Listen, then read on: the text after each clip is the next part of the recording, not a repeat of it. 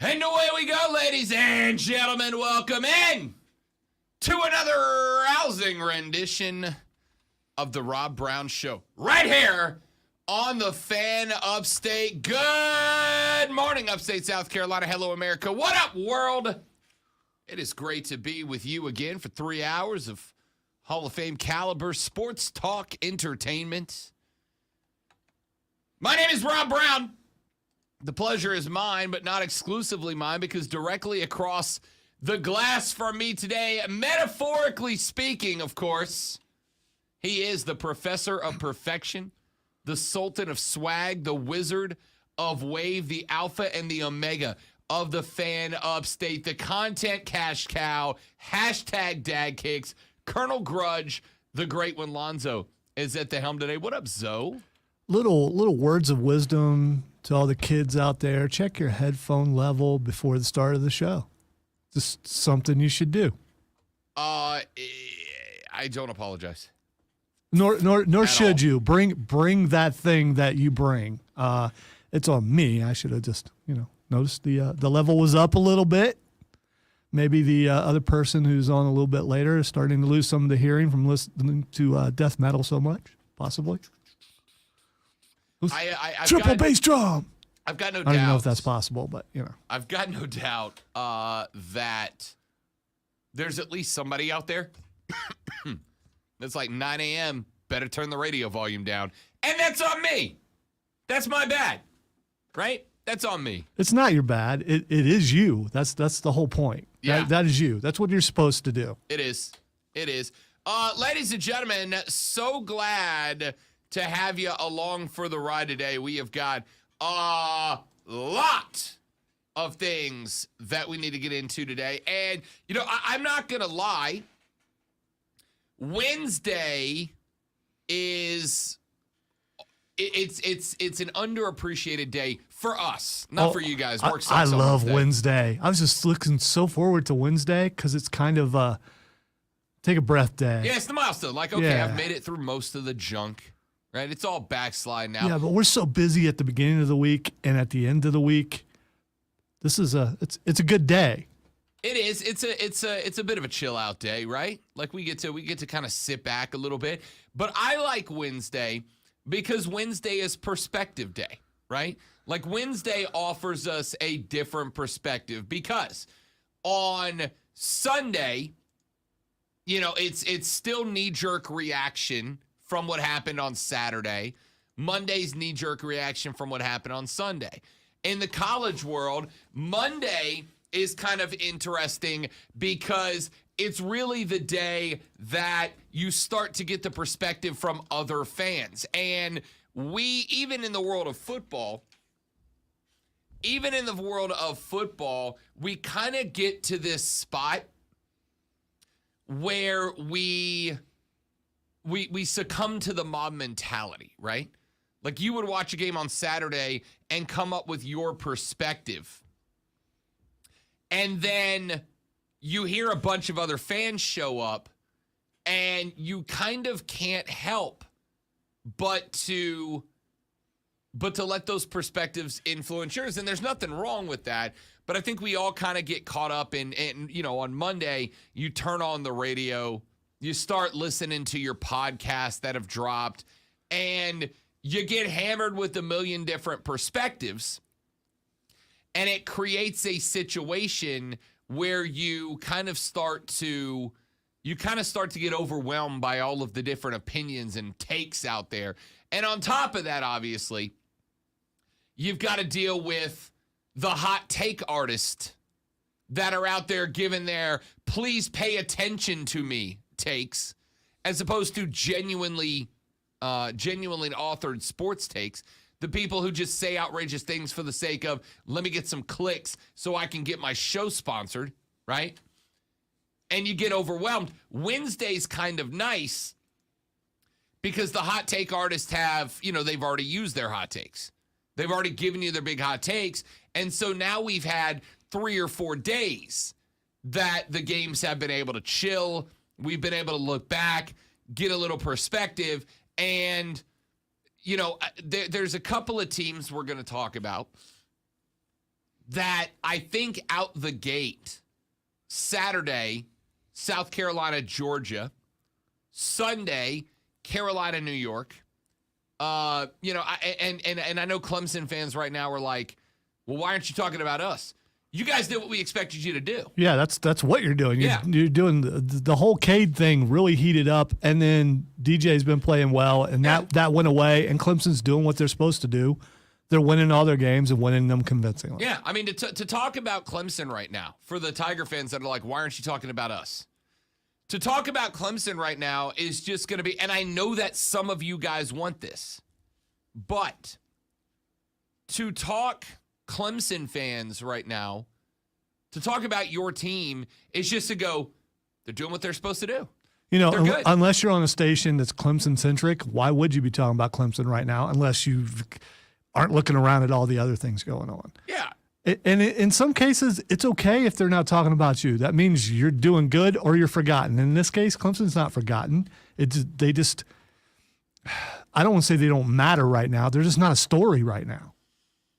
It's again, like, what do you want to be said? Your team is really good. All right, let's move on. The only Clemson talk right now, there are a handful of hangers-on that are still pushing the Cade should be starting stuff, right?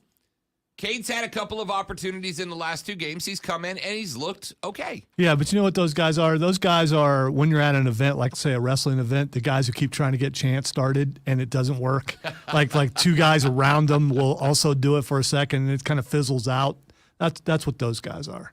Yeah, I mean, what do you want us to say? What do you want us to say about Clemson right now? DJ's playing consistently at this point, right? Like, DJ's playing consistently. Yeah, I mean, I'd like to see the wide receiver core step up a little bit, get a little bit better, sure. But the offensive line has played better. You're running the ball fine. Will Shipley finally got into the form I want him in this past week. Cade's had some opportunities the last 2 weeks to come in. He's played okay. He certainly hasn't done anything that makes me go, now's the time to jump him over DJ on the depth chart. He hasn't done that, right? South Carolina, on the other hand, there's a lot of heat. There's a lot of stuff that we need to talk about, right? And I think the doom and gloom after a 1-2 start is understandable. You just took the biggest loss to Georgia ever. Of course you did. And there's a lot of bad that came out of it. But let me rephrase that. I think the majority of you guys understood that starting the season 1-2 was always going to be the result, right? Like, I know a lot of you thought we should be able to beat Arkansas. And I'm not going to lie, there is part of the reason that I'm having the issue with South Carolina, and a lot of people have an issue, is that, you got a new head coach at Arkansas. And Arkansas is inside the top 15, a relatively new head coach at Arkansas. And their new coach is inside the top 15. And I understand that. But as I told a South Carolina fan this weekend, you've also got to keep in mind, Arkansas, when they brought in a new head coach, did not have the bare bones. Sam Pittman came in. They didn't have the bare bones that South Carolina did, right? I don't think Gamecocks fans have a perspective on just how toxic the end of the Muschamp era was. Because, there were a lot of guys who liked Coach Boom. There were a lot of players who liked Coach. And that's good, great, that's awesome. But the team as a whole was left in a really, really bad spot when he took off. Whereas Arkansas was in the same place Arkansas always was. It was in a bad spot. You had a coach who left in a disastrous situation, but it was disastrous for him not for the program itself. So they've had a little bit of a head start on you. Brett Bielema was 62-29 when he left the program. Chad Morris was 22-4 when he left the program, right? Like, it wasn't an awful spot for Arkansas.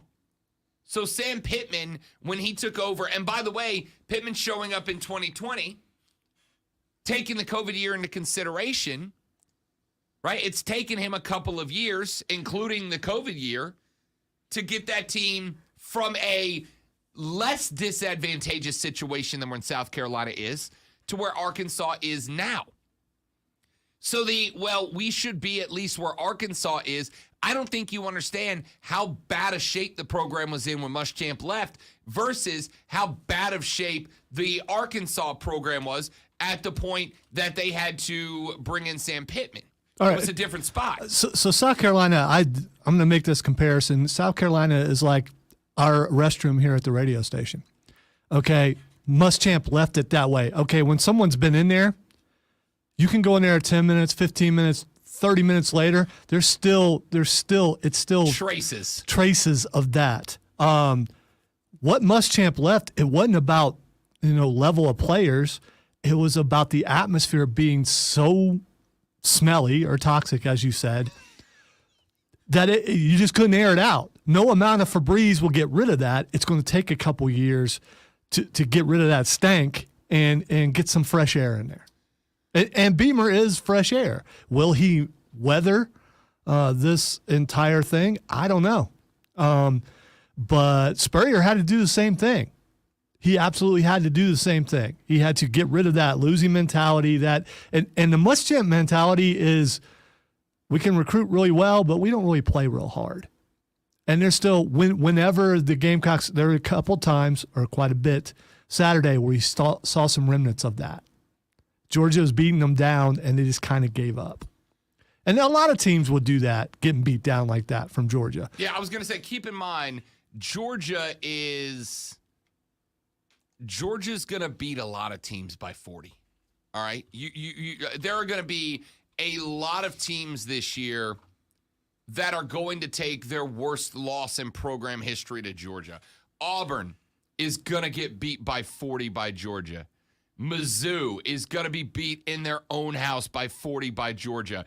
Vanderbilt has to go between the hedges. Lonzo Vanderbilt might lose by 100.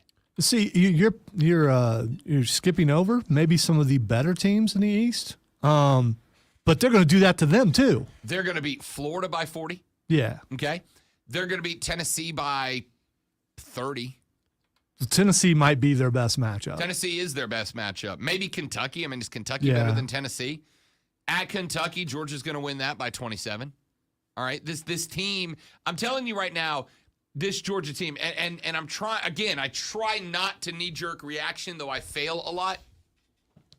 I try not to fail to knee-jerk reactions, but I'm going to go ahead and tell you, I genuinely think that we are going to be propping this Georgia team into the greatest college football team of all time discussion. Really do. Wait a minute. I thought that was LSU. In most recent memory. I absolutely think that 2017, whatever LSU team was in that mix. Or 2019 with Joey B. I think they're in the mix. I think that the 2018 Clemson team is in that mix. I think the 05 Longhorns are in that mix. And I don't go super historic because I didn't watch the 1974 Oklahoma Sooners, right? Do I think a team from the 70s would compete with a team from the 2018s? No, I don't. They're just not as athletic. And that's not a shot at the teams in the 70s. That's just reality, okay?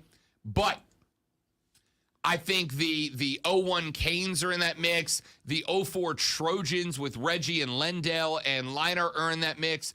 I think this Georgia team, even with Stetson Bennett at the helm, is going to go down as one of the best college football teams of all time. That L was expected. By the way, And don't go, oh, no. I expected to compete, Rob. Why? I didn't. I told you last week, the easiest money on the weekend was Georgia minus 24.5. That was the easiest money of the weekend. My biggest bet, and that's, again, as a guy who wants the Gamecocks to be good, my easiest bet of the week was Georgia winning by 24.5 or better. That was easy. That's not the end of the world, man. There are some doomsday prognosticators amongst the Gamecock fans, and I'm like, yo, chill, relax. Well, I didn't see it because I didn't think they would score that many points, and because of that, I lost another bet. I mean, I got to blame it on one game. Let's just blame it on that one. Why not? Breaking news, Lonzo blames Gamecocks for bad things in his life. You know, I by the time we make our picks on Friday, we've usually talked about a couple of the games. I spent the whole week telling you minus 24.5 was the best bet of the week. It was easy money. I don't know why let me phrase that. I don't know why any Gamecock fans who listens to this show would be a doomsday prognosticator. That was always going to be the result. I don't care if you got to 6-6 this year or 7-5 or hell 8-4. You were always going to get smoked by Georgia. So is everybody else. Yesterday, who was it? One of the college football talking heads on ESPN yesterday said something to the tune of, Georgia's winning it all this year. The only question is, who earns the right to get their butts kicked in the national championship game? And I'm fine with that. Yeah, I'm not going to go that far. There are a couple of teams that can compete with Georgia. Compete? Make it interesting? Sure. Beat them? So you would bet a major amount of money right now that Georgia wins the whole thing. I will personally bet you $50 right now. I am not doing that. Okay? Georgia versus the field. I think we know how well I do at bets. So no, I'm not doing that. I'm just talking about you would put some money down in Vegas because you believe that they're going to win. Already have. All right. Not would. Already have. I took Georgia versus the field on this, and I'm pretty comfortable about it. Let's go check our outright odds right now. Georgia's plus 180 to win a title. Shockingly, Alabama's plus 190. So they've only got Georgia as a little bit better. I've got Georgia. Now, I grabbed them 2 weeks ago. Nope, sorry, last week. And they were like plus 240, so I got a little bit better odds. The demo job on South Carolina convinced Vegas that it's even more. Plus 180, plus 190. Ohio State's plus 300. The next highest team is Clemson at plus 1,300, 13-1. So like I said, a couple of teams. Which Vegas agrees. Yeah. Bama by a little bit. Ohio State by a little bit more. So the point is, for Gamecocks fans, it is not the end of the world as we know it. The end of the world as we know it. You should feel fine. You should be fine. You learned some lessons. You got the opportunity to get better. Here's the only problem I have. The things that need to get done to do better, we know what they are. We've known what they are from week one. But are there any numbers that show growth, right? We don't have to go back into the conversation about moral victories versus morale victories. Are there any numbers that show growth? The answer is yes.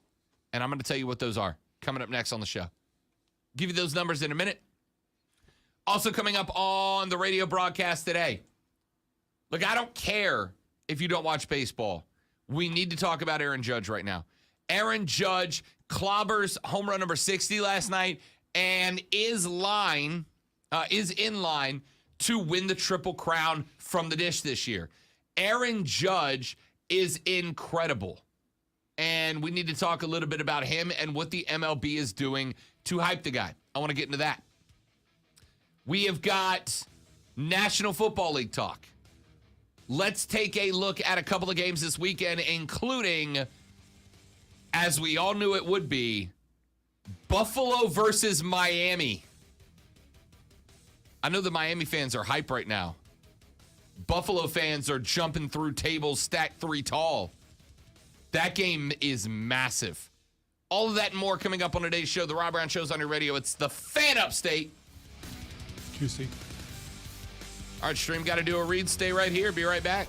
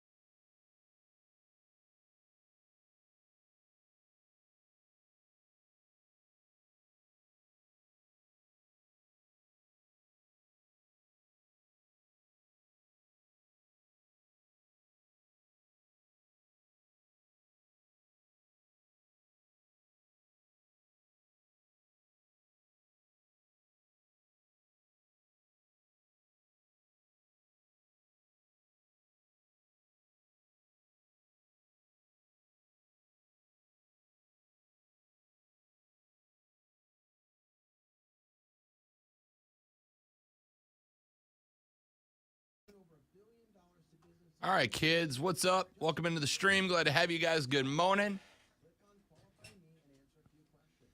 Steven said that Divinal song suggestion yesterday. It became an earworm. Me too. We got into the office, and Captain America Chris Evans down the hall came in and started talking to us. And I asked him for his suggestion, and I could not stop singing that song. Lonzo's over doing arts and crafts right now.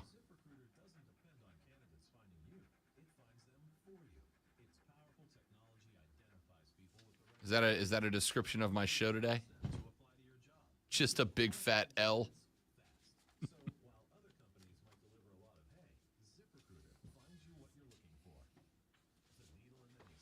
gonna put the whole thing up there yet.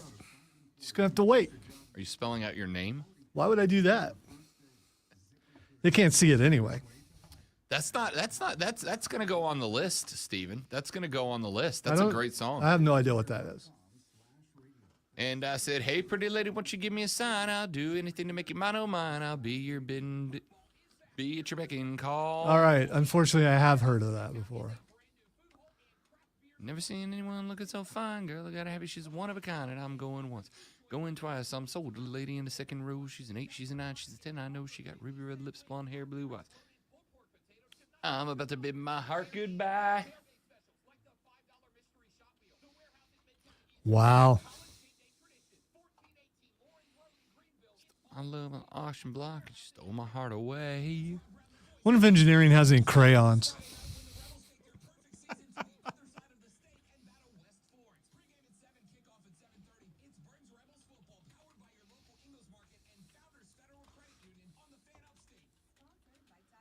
Rob Brown heading to Myrtle. I know, and I got to come back because my mom flies in the next morning, so I can't stay. I really want. I thought about where is. All right, let's see how close it is to Myrtle Beach. They have public beaches. You can just drive down, look at it, and then turn around and come back. That was my thought. Is I may just drive through Myrtle.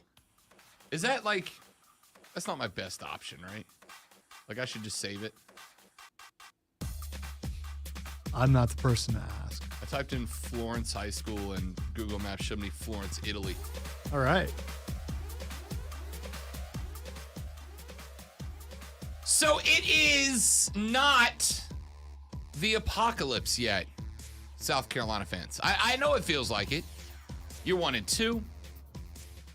You just got smoked by Georgia, but as I mentioned, you're going to get smoked by Georgia no matter how good you are this year, okay? You were always going to get smoked by Georgia because Georgia, I'm afraid to say, is a historically good team right now. Last year's team was exceptionally good. And, defensively last year behind Jordan Davis, they were outstanding.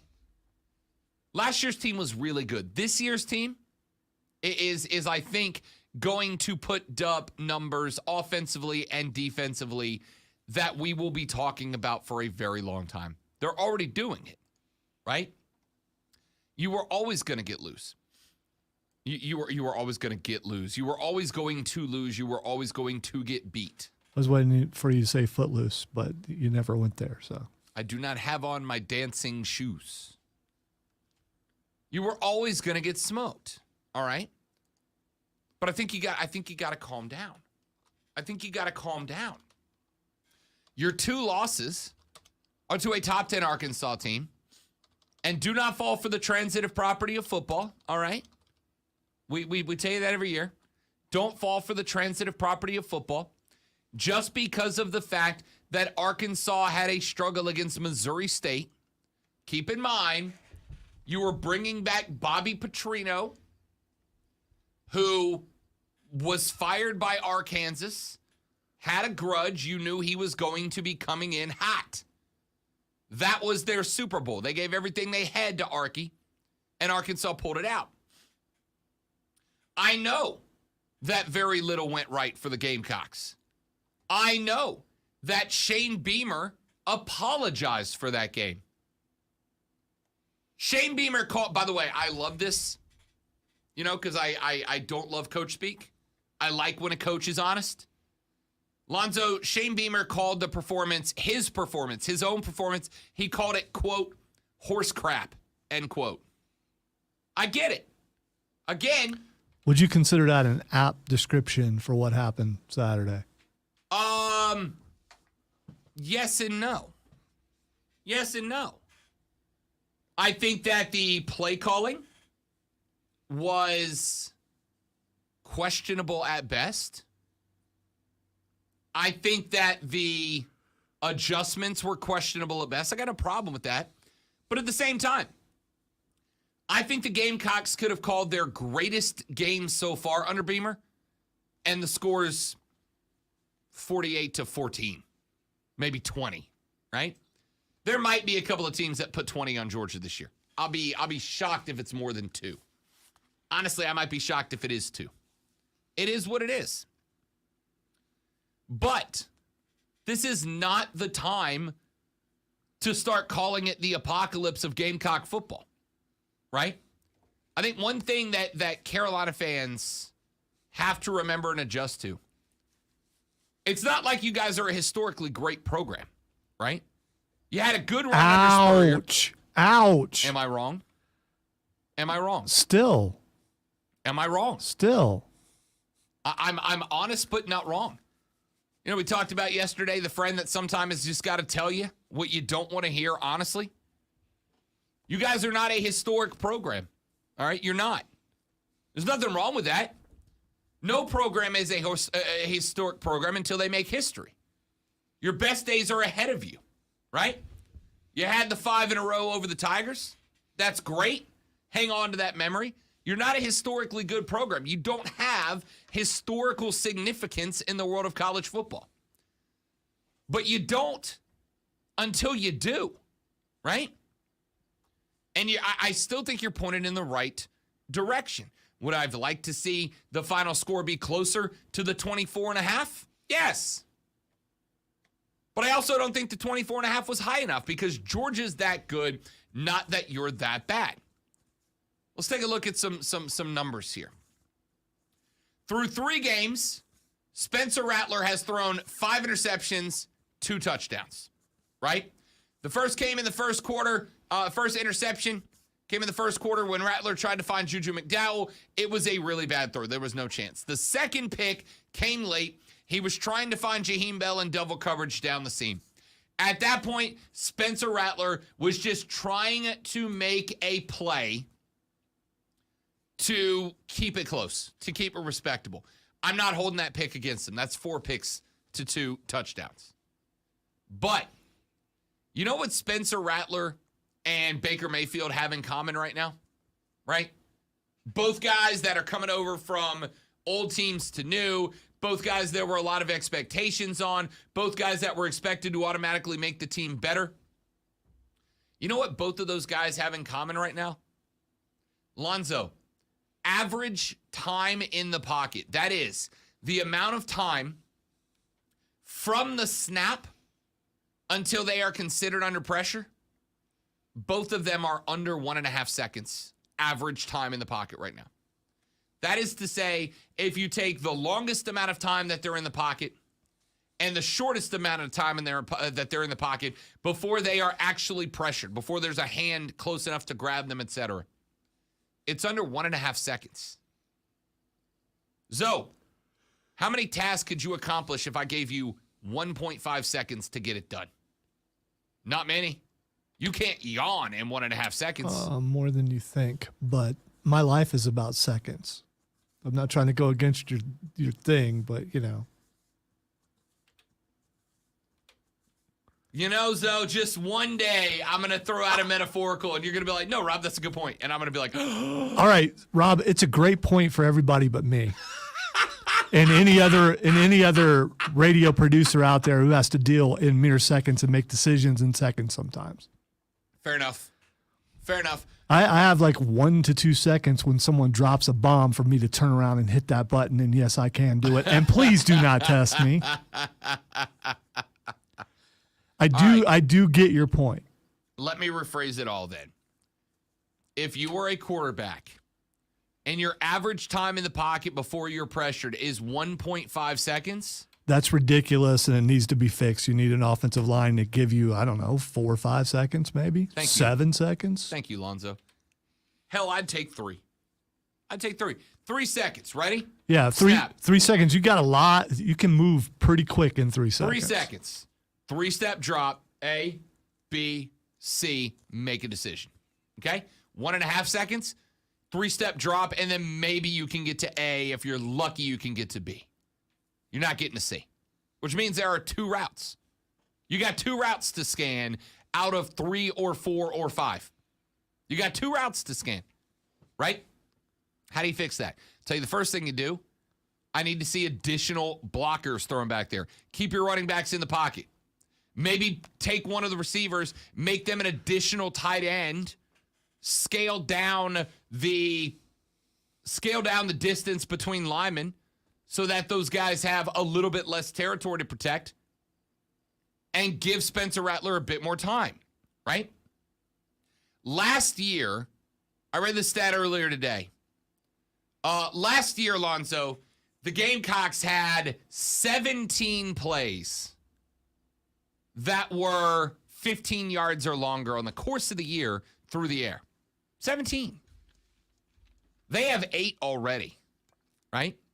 So they're on pace to get just shy of 30 of those plays, which is what, like a 1,000% increase from what they did last year?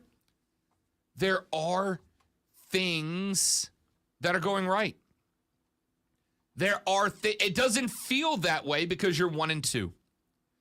It doesn't feel that way because you just got dismantled by Georgia. So it doesn't feel that way. But as of right now, there are things going right. Here you go. Here's the stat. The stat came from Ben Portnoy, writing for the state newspaper. The Gamecocks had 16 passing plays of 30 or more yards a season ago. South Carolina already has 7 such plays this year. If it keeps on pace, they would finish with 28, a 75% uptick from last fall. That's better. That's better. They've got to be more efficient stringing together drives. I agree with that entirely. But a large chunk of that is going to come with the requirement of you're going to have to sacrifice receivers to add blockers. Because Rattler getting a second and a half, 2 max to throw the ball is just not good enough. It's just not good enough. But even in that phase, the yardage is still there. I'll tell you one other thing. The Gamecocks are on pace to average their 3rd most pass attempts per game since 2012. 2012. They're throwing the ball a lot. A lot. I would like to see more runs worked in. The only problem with that goes right back to unless you are owning the line of scrimmage, it doesn't really matter. It doesn't really matter. It just kind of is what it is, right? It just kind of is what it is. There are some things going right. And I'll be real with you. You get better blocking, more things are going to go right. It is trench warfare in the SEC. It's trench warfare in college football. Until you fix that, you're still going to see the little sparks that show you it's there. The little sparks that show you you're ready to take that step. You just gotta fix that one thing. You really do. We'll talk more about the defense later on because I absolutely think there are some adjustments that can be made there now as well. Texas says, Rob, I think fans of your show were upset that they have been promised a Clemson beat reporter like you have for U of SC, but are still waiting. I explained that like a week ago, didn't I? This is the same person. You need to keep track of that number. It's the same person. You really do. I mean, we could see your phone number. Come on. I mean, I think you're right. You need a beat reporter to come on and say, yeah, Clemson's doing what they're supposed to be doing. Thanks for having me on. Bye.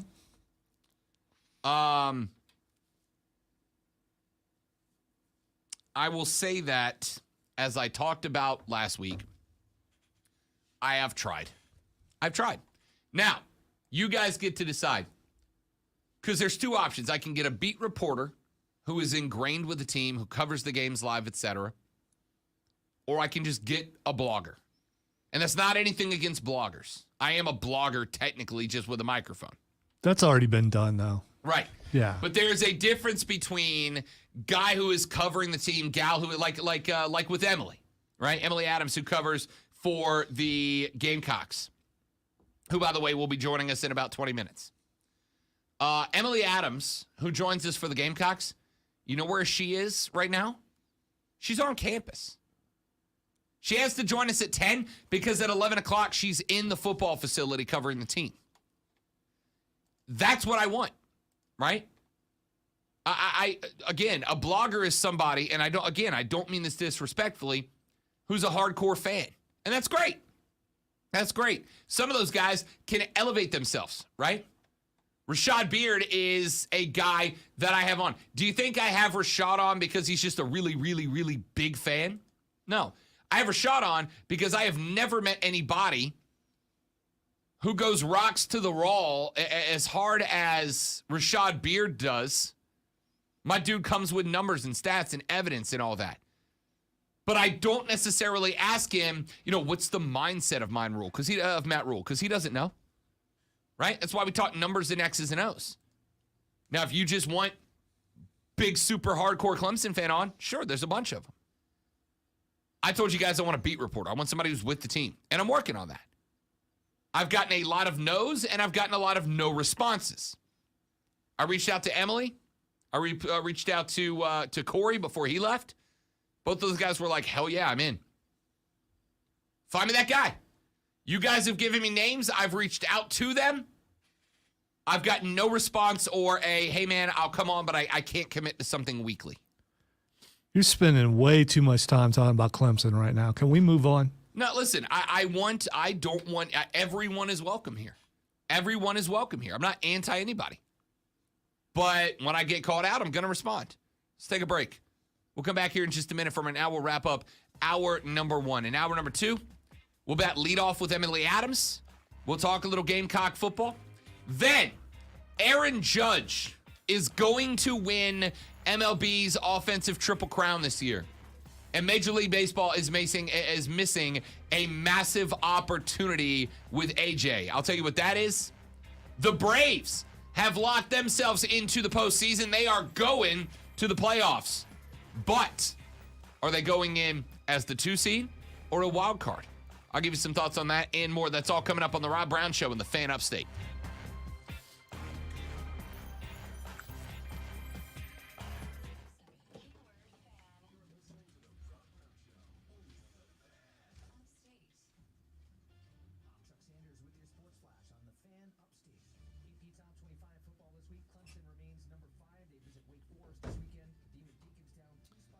Everybody's got to complain. I don't know, Trey. I don't know. I can't answer that question. I really can't. I can't answer that question. I wish I could. Zoe looks like, if I can get Zoe to sing Tay-Tay, I'll have to get him to put on the man bun to do it. Yeah, that's it, James. That's the thing, right? Like, it's one thing to get a fan on. It's another thing to get on a fan. And that's the other thing I like about Rashad, right? Like, Rashad keeps it remarkably objective as a fan. If I get somebody on who's just like, oh, no, we're the best. I'm out. That doesn't do anything for me. Doesn't do anything for me.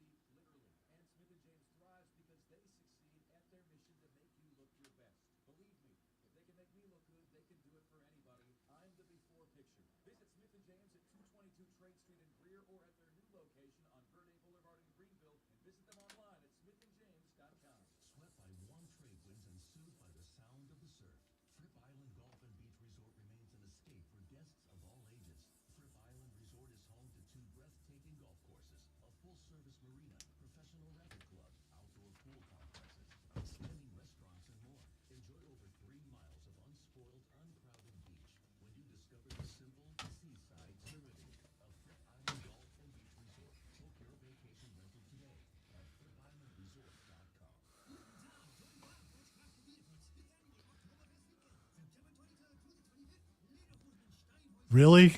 Marty Robbins?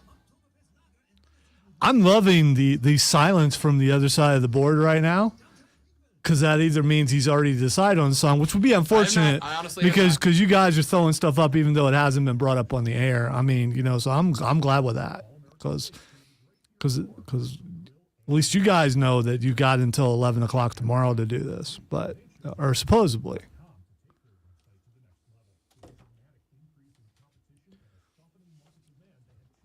But you know what? If you forget about it, he'll forget about it. Then I won't have to do it.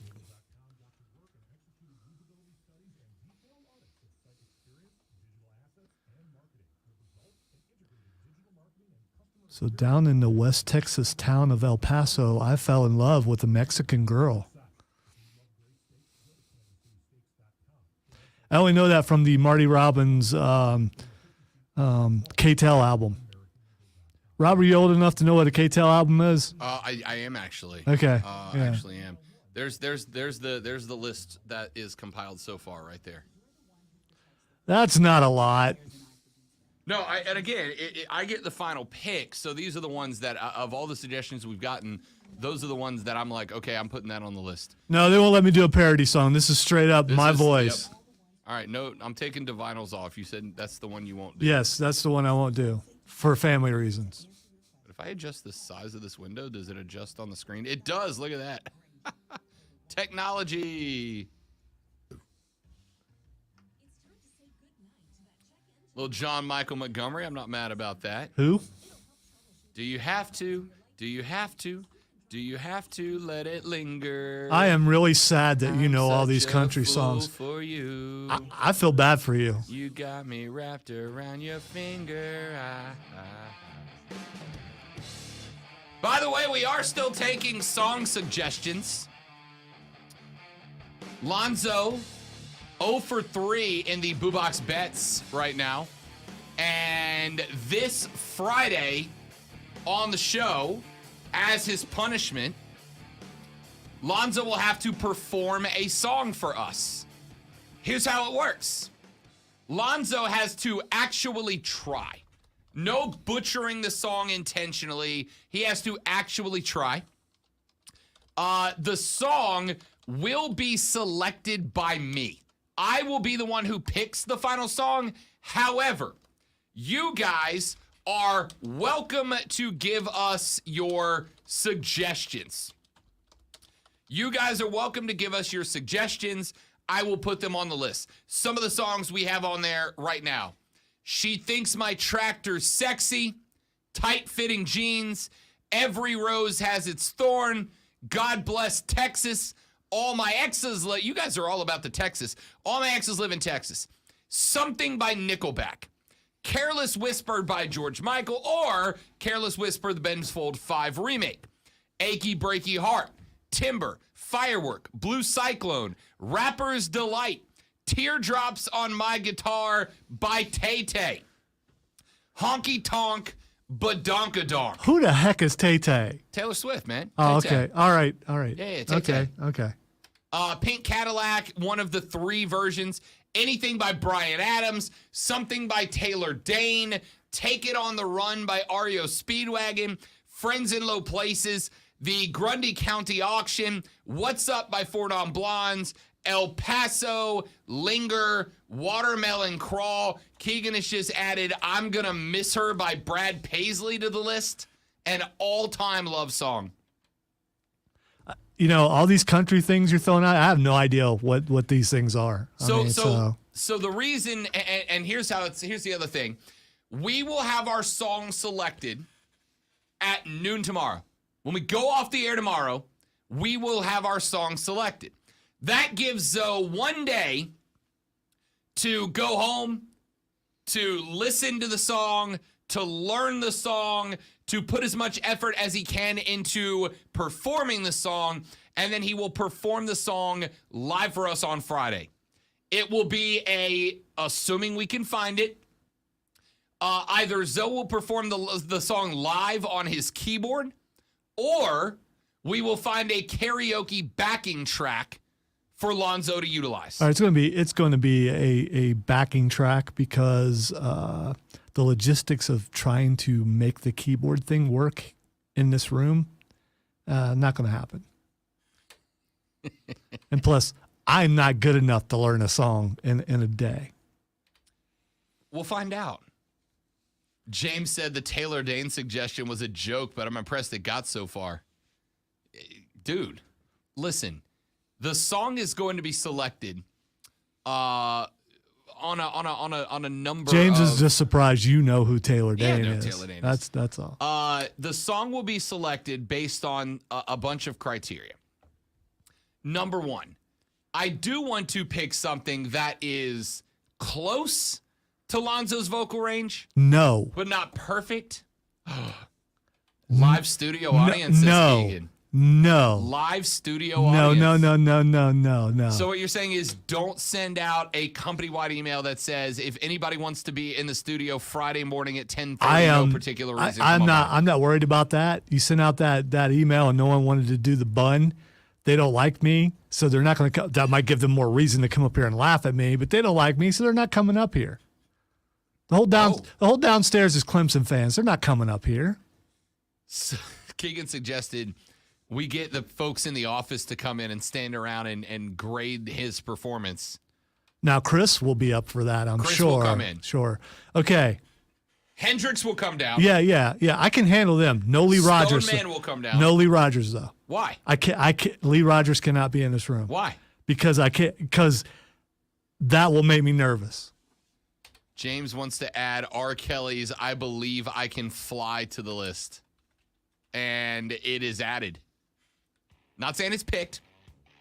I want to pick something that is close but not in Lonzo's range. I want to pick something that is somewhere between entertaining and hilarious. All right? So I got a lot of lists to pick from, and you guys are welcome to keep adding to it. If you're not on the Facebook chat at facebook.com/thefanupstate, twitter.com/thefanupstate, on YouTube or Twitch by searching and subscribing to The Rob Brown Show. We are on Twitch as of yesterday. Go there and do that. You can text your song suggestion to 71307. Start it with FAN, F-A-N. Texture said The Prayer by Bocelli and Dion. Nah, I can't do that to him. I have no idea what that is. Oh, don't worry. I'll play it for you during the break. No, don't do that. Send your song suggestions to 71307. Start them with the word fan. I'll add them to the list. We will make our selection tomorrow at noon. Lonzo will perform it Friday morning. 2 hours left of the Rob Brown Show. It's the Fan Upstate. Emily Adams up next. All right, texters, don't go anywhere. I got to come off screen to give Lonzo a phone number, and then we'll be right back.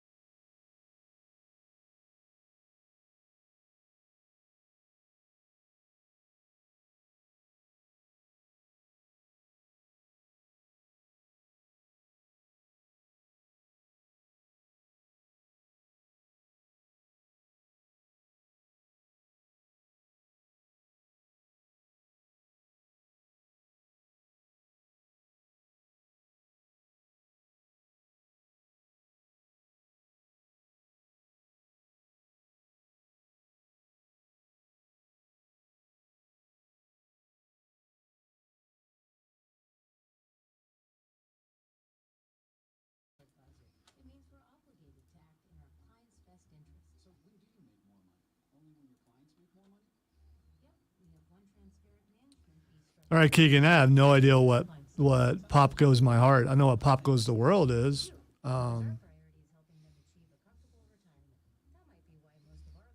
These are things I'm I have no idea.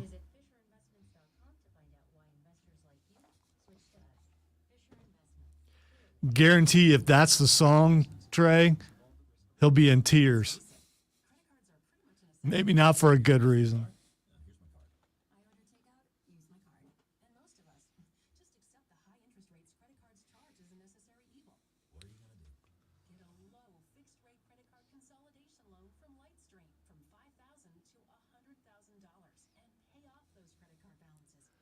I absolutely will need a vacation after this thing is over, though.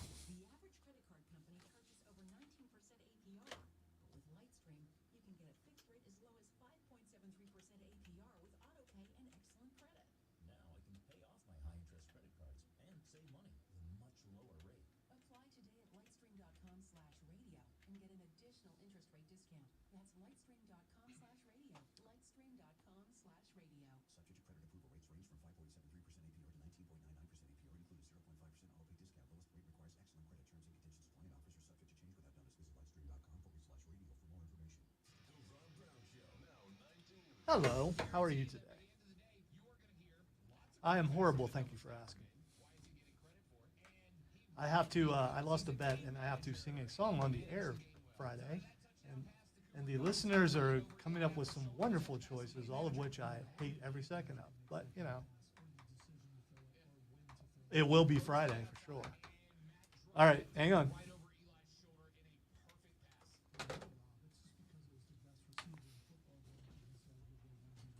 As Emily pointed out, me singing Friday will be tragic. She's right. Why will it be tragic?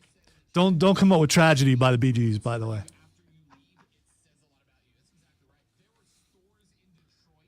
Do I want to put a Beatles song on the list? You know, before the change that we all go through, I could hit all those things in the Bee Gees. Fan, She Bangs by Ricky Martin. Can I do the Hong version? I forget the guy's William first Hung. name. William Hung, yeah. What about Pop Goes My Heart? See, I don't know what that is. I don't know what that is. Like I said, I know what Pop Goes the World is, but I don't know what Pop Goes My Heart. You probably don't know what Pop Goes the World is. You could wear the black shirt again and be dressed up like Enrique Iglesias. I never wore a black shirt. April decided to choose violence this morning with Bohemian Rhapsody. I don't want to put Zoe through a 9-minute song. I don't know. I don't want to put us through a 9-minute song. I've already done that, so I don't want to do something that I've already done. But that was a parody, and I'm not allowed to do parody. Nope. It's got to be an honest performance. Plus, I would refuse to do that. I'm never doing that again. When we did it, that's the best I've ever, done a certain character, and so.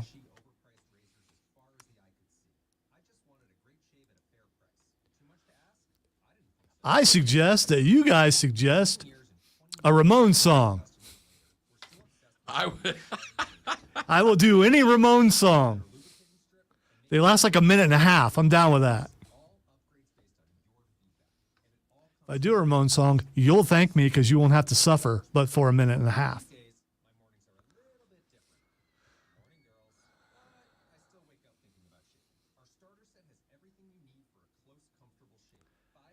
I get you, James. When I think of that song, I think of the William Hung version also. Ricky Martin's probably not the best person to be singing songs from. What's wrong with Ricky Martin? You haven't been keeping up on your Ricky Martin. Did he eat somebody? Oh, no. It's not. It's, yeah. Oh, there we go, Keegan. You can't see me. My time is now.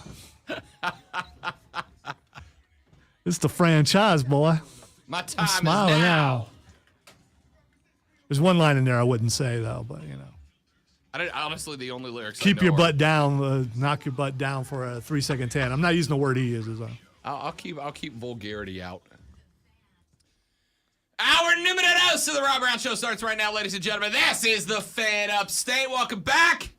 Rob Brown, the great one Lonzo with you this AM. Listen, I started off the show by saying, had I told you preseason when excitement about the Gamecocks football program was high, that you would be, no matter what happened, 1-2 to start the year, I think a lot of you would have accepted it, right?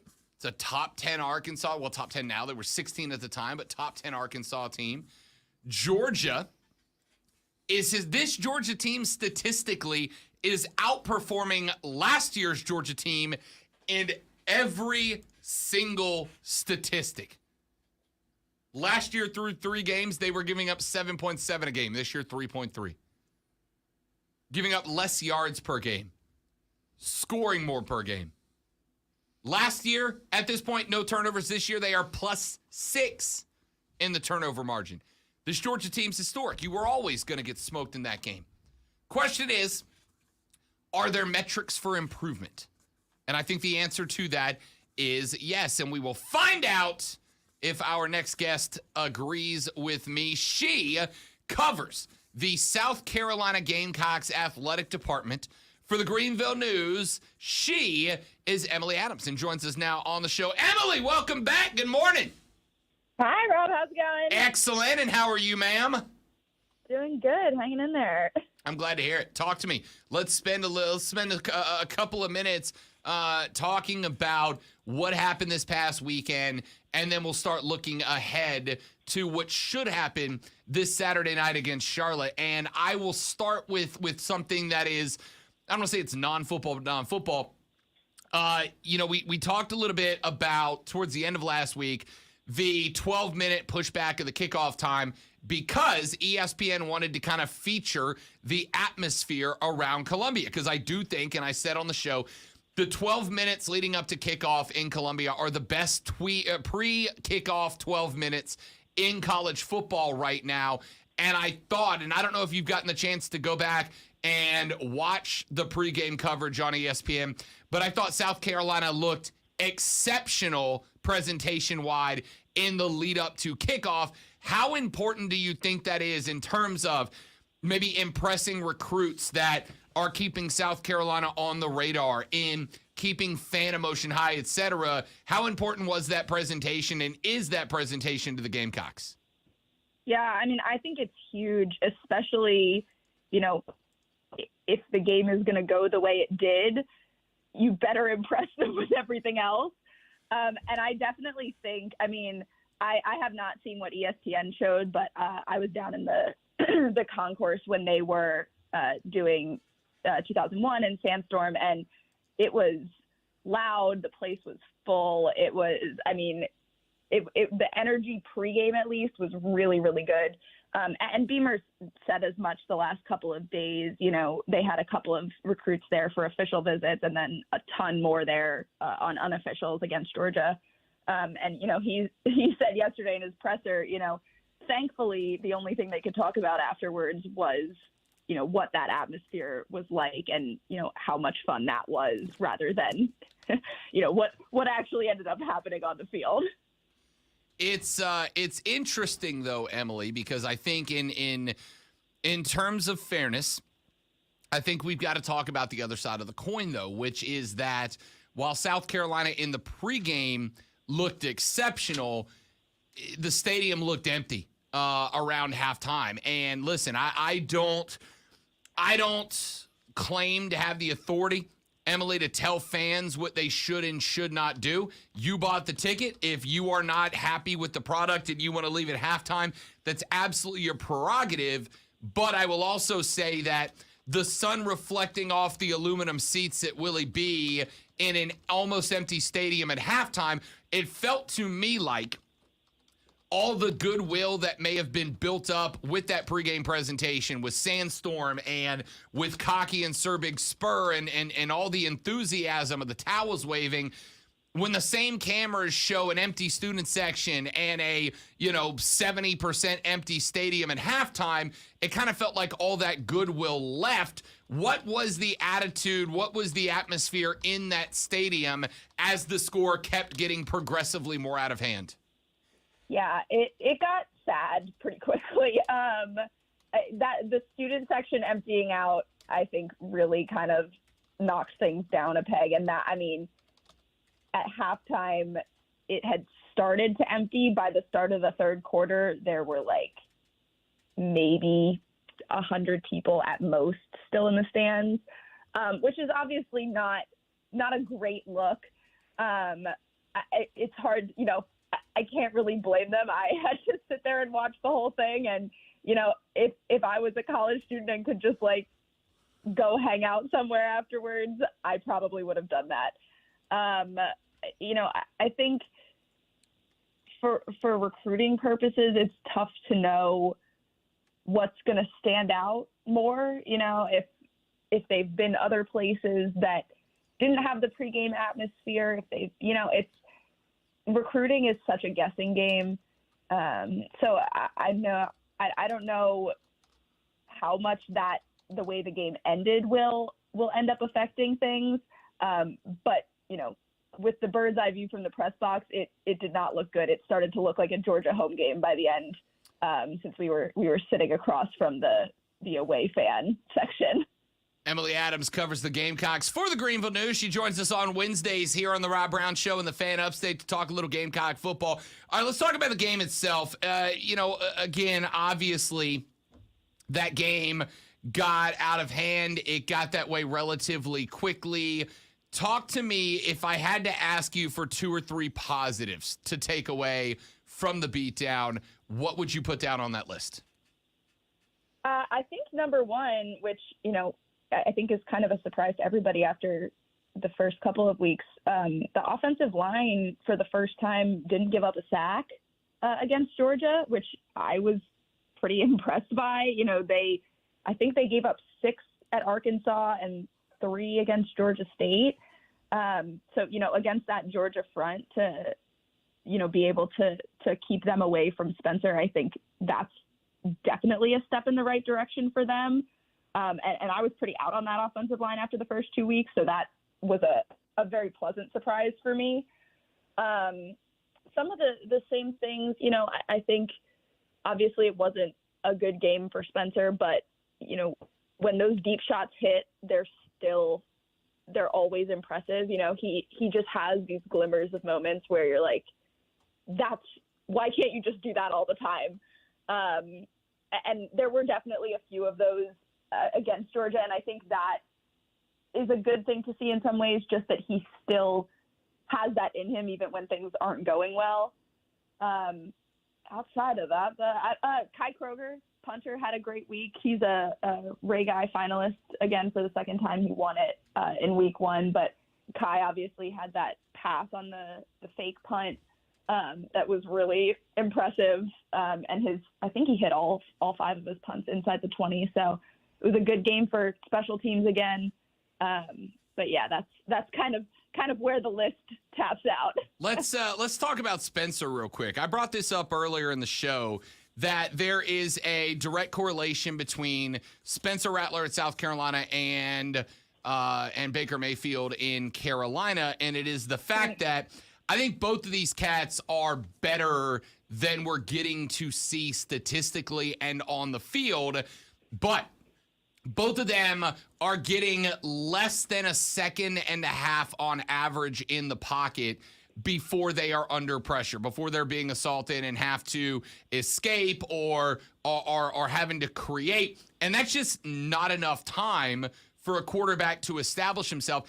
If right now I was able to give South Carolina Georgia's offensive line, what improves? How much better does Spencer Rattler look, and how much better does that offense, or does that offense as a whole look? Gosh, I mean, I think it's definitely a lot better. Specifically, frankly, not even Spencer so much. I think the run game looks a lot better, because that's been a huge issue for them through, honestly, all 3 of the first 3 games. I don't know if they've had over 150 rushing yards in a game yet. I don't think they have. And obviously against Arkansas they had 40.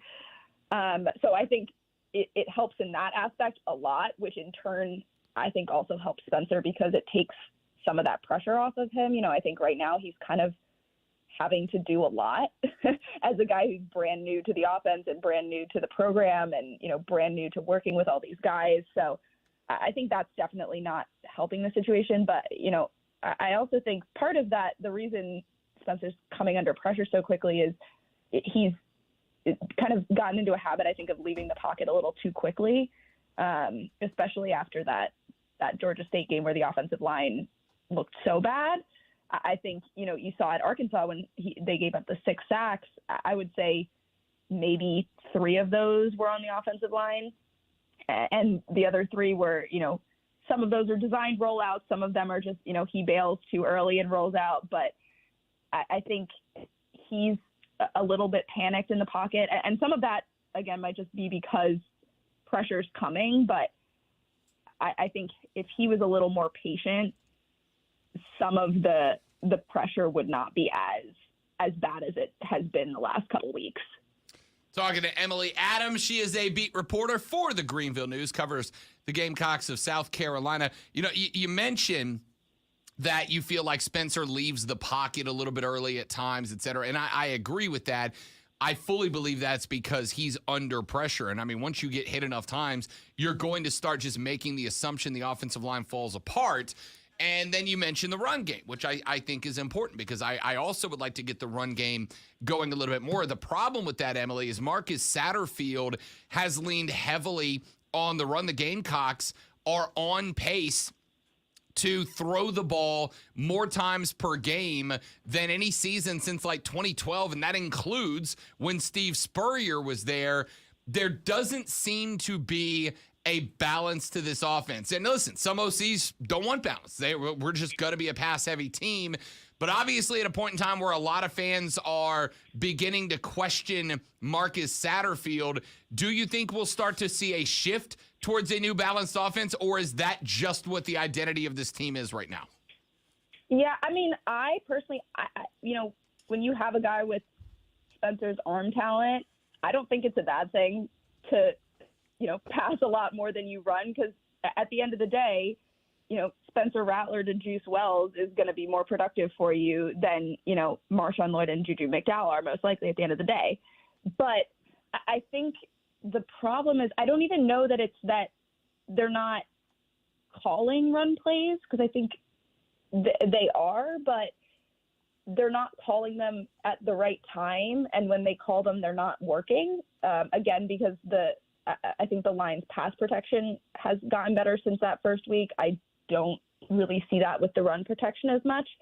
And Beamer had said after the Georgia game, on carries that were on like first and second down, they were averaging 4 or 5 yards a carry, which isn't bad. But, I just think it's not they're not establishing the run early enough. And I don't think it's for lack of trying. I think they just sort of can't.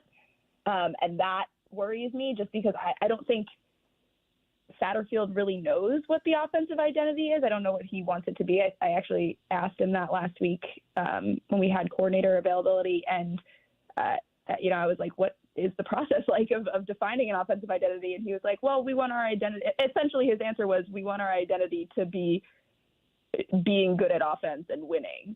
And, sure, but that's not an identity. That's not, a way to define your game plan. So, I don't know how much of that is coach speak and, just them, saying stuff to us, but I am not encouraged that, they have a clear plan at this point. Talk to me about that. That's really interesting because I think if you are going through a rebuild, and I think all of us understand at this point that despite it being the second year of Shane Beamer, this team is still very much in a rebuild. Ordinarily, if you have a team that's in a rebuild, you'd expect that team to have a plan, right? You'd expect that team to have a focus. These are the goals. These are things that we want to accomplish. And I kind of agree with you in that if I got the opportunity, I'd ask Beamer, what is the plan? Like, where do we stand in the plan? You don't necessarily have to give me all the details, but I'd expect there to be a plan, and it really doesn't feel like there is one at this point. Is that concerning to you? Yeah, I feel like they have the sort of general goals. I think especially with the offense, it's less, I think the team as a whole sort of has an identity and has a direction. And I think Beamer has a direction that he wants to go in with, recruiting and all of that. I think the biggest question still is that offense and just kind of where, how they want to define themselves, because and I think, they've both Beamer and Satterfield have been asked this a couple of times, I believe, just kind of, what you want the offense to be defined by, what you want the offense to be known for, what, you want that offensive identity to be. You look at a team like Arkansas that has a very clear offensive identity. You look at a team like Georgia that has a very clear offensive identity. Those, just saying, well, we want to run the ball well and we want to pass the ball well and we want to score points. That's not good enough up against teams like that. And so that's what worries me, is just that,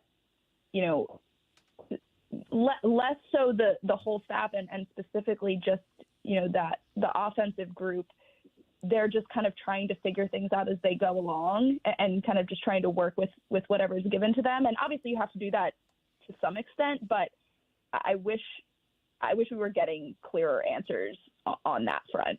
So we've had a lot, Emily, of Gamecocks fans, and I think it's very fair, by the way. I think it's very fair to look at a team like Arkansas. And, hey, Pittman got there the same time Beamer did. They went through the same COVID year, et cetera.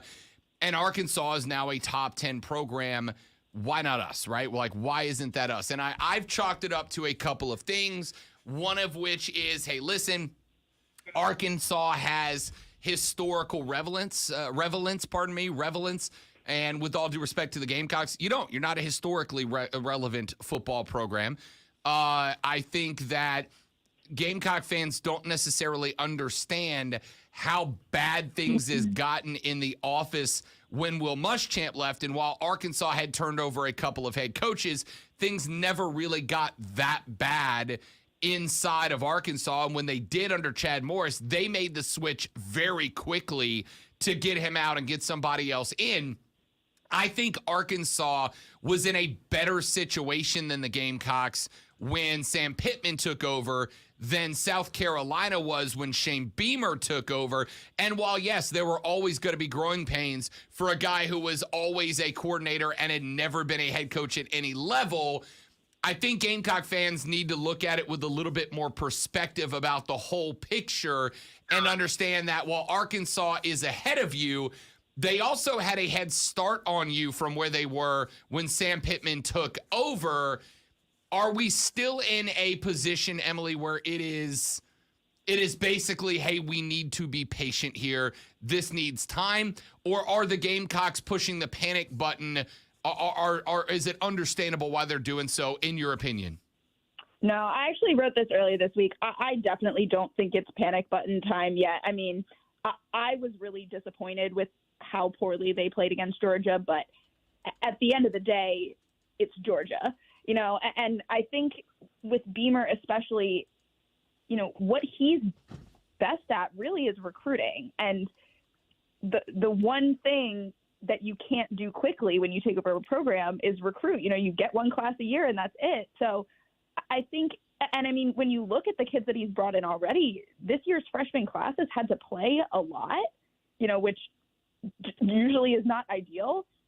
And a lot of them have been really, really impressive. I mean, Nick Eamon-Wari is like the talk of the defense right now. He's leading the team in tackles as a true freshman. And, that's a kid who didn't even have, major Power 5 offers when South Carolina offered him. And, they were really the only big time program that was interested. And it's paid off hugely.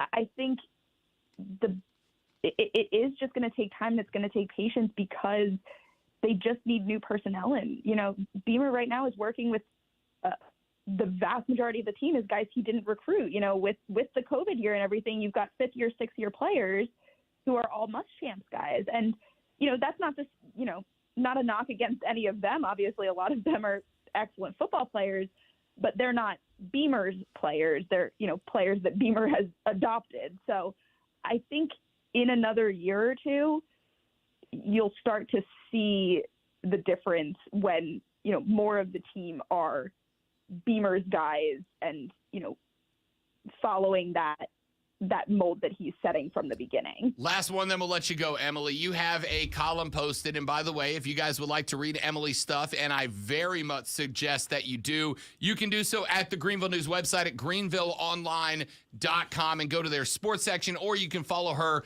on social media at EAAdams6. Josh Vann, the wide receiver, a 6-year wide receiver, host a podcast alongside senior DB Darius Rush. And in that podcast, he called out maybe not the overall play calling, but certainly A1 play. He said there was one time, not to bash a coach or anything, it was 3rd down and we called a play we haven't went over in like 3 weeks. As a player, you're supposed to know the whole playbook, so whenever something gets thrown onto you, you can know what it is so you can execute and line up fast. At the same time, we haven't went over it. You can't expect in the heat of the moment for somebody to recognize on the fly to know what to do. It was just some little mistakes, but Arkansas is behind us. And I find that interesting because it is one thing when fans call out play calling, but I have found that traditionally, Emily, and I'm trying not to be the pessimist here, but when you have players openly questioning coaching decisions in game, that usually shows cracks in a foundation. Do you think that's what this is, or do you think this is just a player who expects better? Like, what's your personal take on what Vann decided to publicly say in his podcast? Yeah, I don't know. The Josh situation's been really odd. I think through this whole season, a lot of people have asked, why. I mean, he only has 2 catches for 8 yards after he had 600 yards last year. He was, the guy for the South Carolina offense. I think, there's clearly something going on behind the scenes with that's kind of led to his reps dropping down. I mean, there's a quote from Beamer later in that story that I wrote, just, where he had said, essentially Juice Wells beat out Josh for that, top target role. And so, I think there's definitely, it's showing some of those growing pains, and some of the sort of discord that's going on there, because I think a lot of the messaging that we've been getting from the coaches, from the players is, well, we're just bouncing back, we're just going to keep working, this and, you get the coach speak. But I think, Vann kind of expressing that frustration gives a little bit of insight into, it may not be all rainbows and sunshine in paradise. I think it has to be frustrating to some extent to start the season 1-2 and, to have that first win against Georgia State not be, a particularly dominant offensive performance. So I think they have a lot to work out before getting back to, with Charlotte and with South Carolina State before going into that Kentucky game, which I think is really going to kind of define the second half of the season if they either are able to or are not able to, sort out some of those issues by then. Emily Adams joins us on Wednesdays, and we talk Gamecock football. She is a beat reporter for the Greenville News. You can find her stuff online at greenvilleonline.com, or make sure you toss her a follow on social media at EAAdams6, at EAAdams6. Emily, you are fantastic. I appreciate it as always, and hopefully when we talk next week, we got our own 40-point win in the bucket to talk about. Yeah, 1K. I would love to watch a win after last week. I have no doubt at all. I hope you do. We'll talk to you next week. Appreciate you, Emily. Thanks, Rob. You got it. Emily Adams at EAAdams6. She is fantastic. She'll rejoin us next week, and we'll break down the Charlotte game. She just showed me a picture. Well, she put on her stream or on her Twitter a picture of the student section at the end of the game. It's worse than I thought. We'll talk more football coming up on the Rob Brown Show in the Fan Upstate.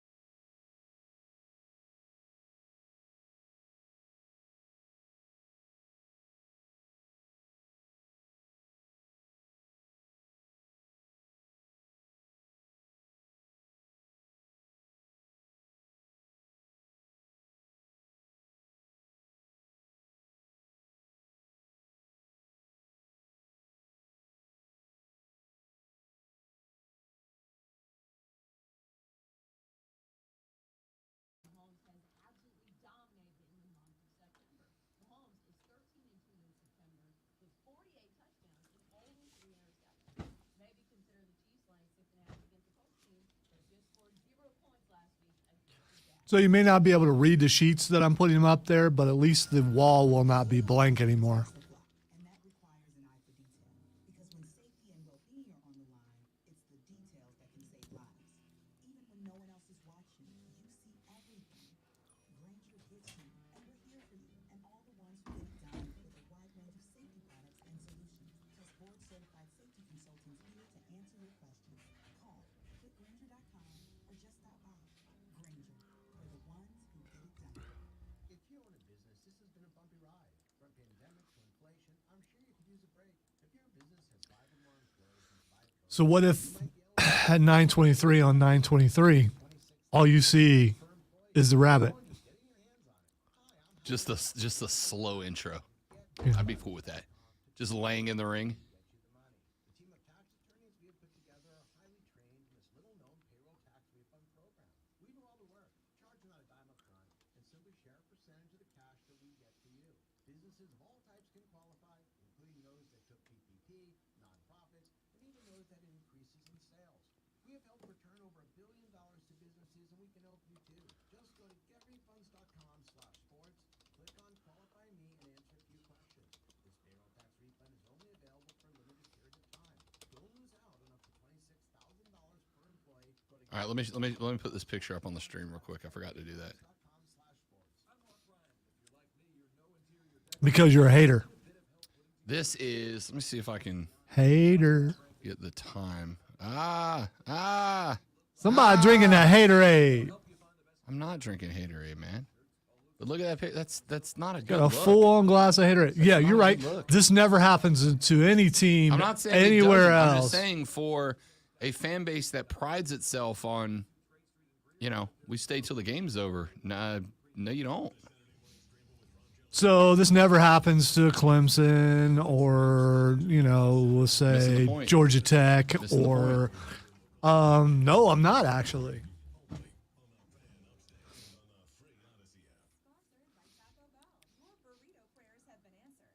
Your burrito prayers have been answered.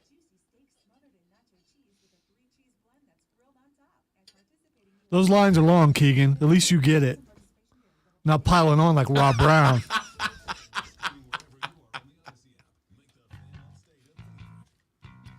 Thanks again to Emily Adams for joining us on the show. Appreciate her time as always. You guys are welcome to keep sending me Clemson beat writers you want on the show. I'll keep trying. I'm not giving up. I'm saying it. I haven't gotten a yes yet.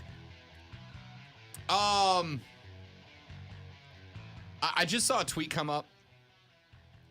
I don't fly enough that I have favorite airlines, right? My favorite airline is whoever gets me on the plane cheapest and gets me there fastest.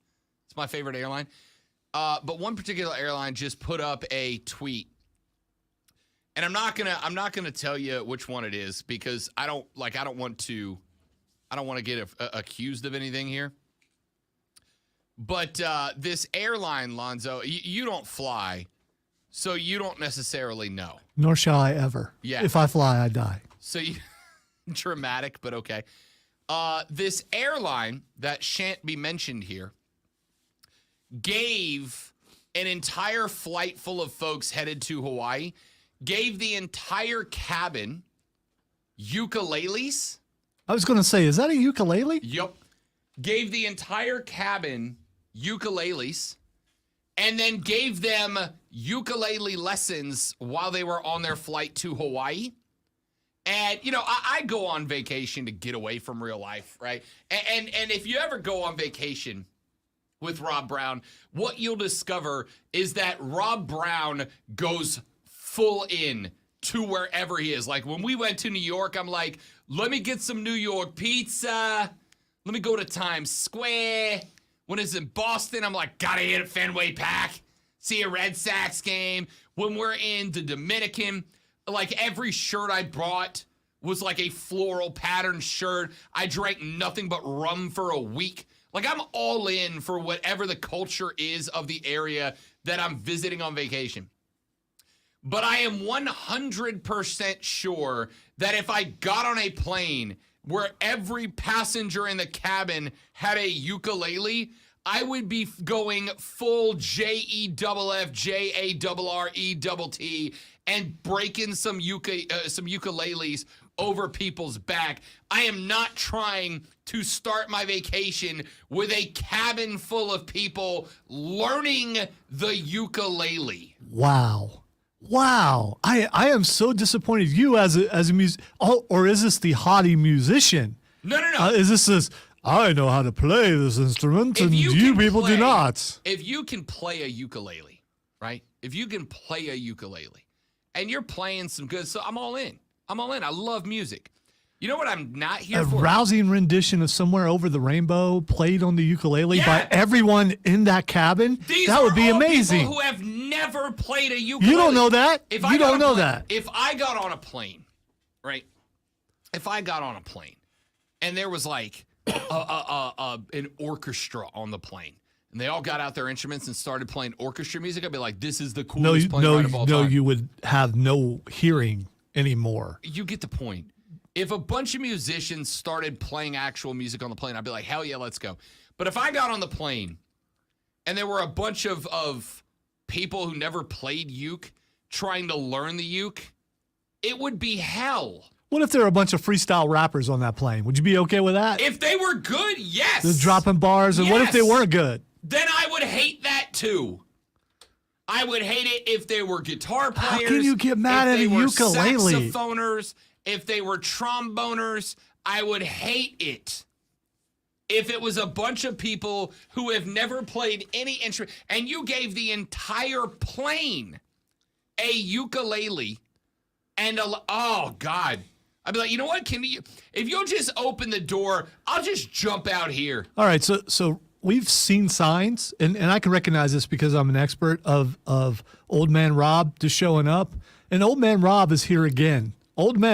Young Rob of like 23 be like, yeah, let's go. I'm going to learn how to play the ukulele. But Old Man Rob is looking at the plane going, no, I don't want to hear all this noise. Will you just leave me in my peace so I can get to my destination? If I got to Hawaii, right? If I got to Hawaii and I get to my resort, because I only stay in resorts. I don't stay in hotels. Yeah, we understand the 1%er thing. Yeah, we get it. If I got to my resort, yeah. You forgot exclusive resort. If I got to my exclusive child-free resort. There we go. And I walked in and they were like, ukulele lessons at 10:30 in the ballroom, lunch provided. I'd be like, yeah, I'm going to that. That'd be cool, man. I want to learn how to play the ukulele. I'm all in. If you confine me in a metal prison 36,000 feet in the air with a ukulele lesson that I didn't voluntarily go to.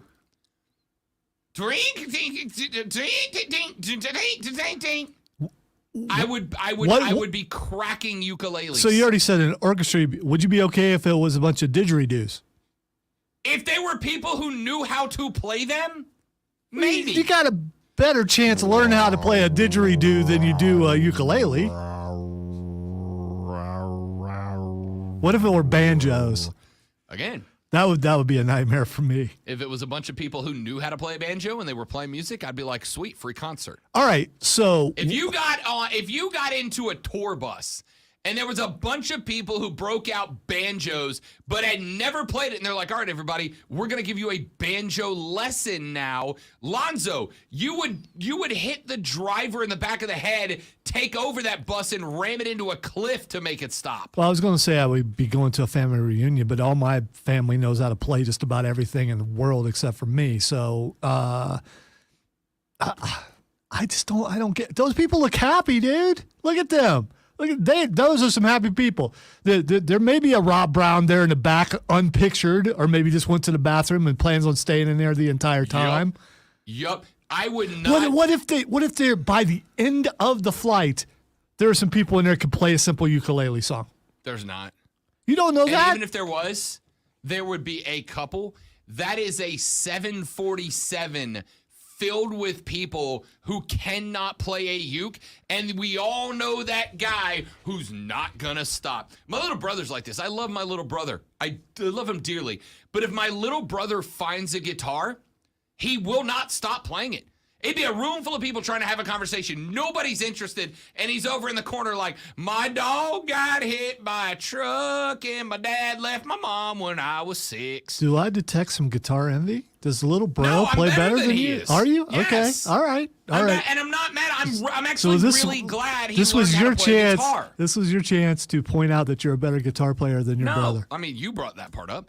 I love my little brother. I'm glad he learned how to play guitar because when we play together, I very much enjoy that. Like, I like going to family reunions when people ask for it, that we can break out the guitar. But there's always that dude who stands in the room and he's like, yeah, I know that nobody here wants to hear me play guitar, but you will listen to every damn note I have to play. All right. We need to go to break. Before we do, I just want to point out that no one here wants to hear me sing a song Friday.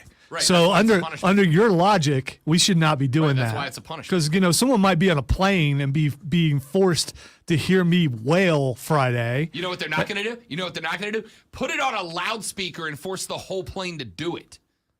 That's what they're not going to do. That would be punishment for them. Ukuleles are heavenly. Texture says, happy? That looks like a hostage photo. Yeah, that's what I consider this. Hey, air marshals, there are about 360 terrorists that have taken over this airplane. The air marshal is the lady in the front holding up the ukulele. Not a chance. That's the air marshal. We are all the guy in the Denver hat who's just looking down like, oh, God. There's This a guy is in hell. a Denver hat. I can't see it that close. This is hell. The guy in the Denver hat's probably high. James He's probably- said, oh, there it is. So he's like, I can't believe we spent all that money for Russell Wilson. God. James said, Rob, that was a good rendition of every country song ever. My truck broke down and it rolled over my dog. And now my sister ran off with my cousin and he's also her husband. Yay, Pickens County. Back after this to wrap up hour number 1 of the Rob Brown Show in the Fan Upstate.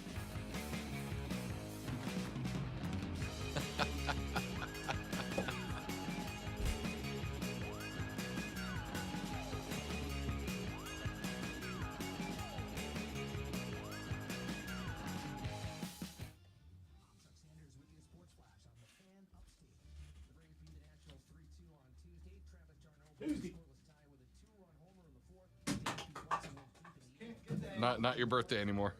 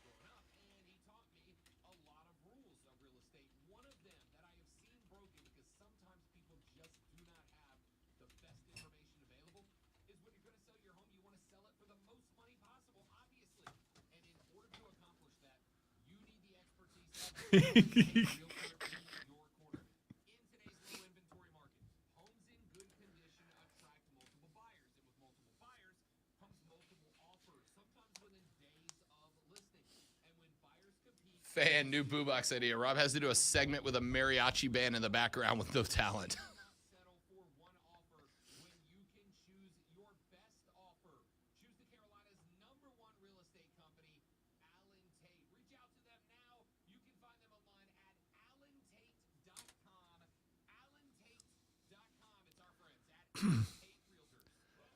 All right, I'm going to have to look up how to spell ukulele because I do not. Ukelele. I think. You're right. All right. That's how you spell ukulele. Look at you.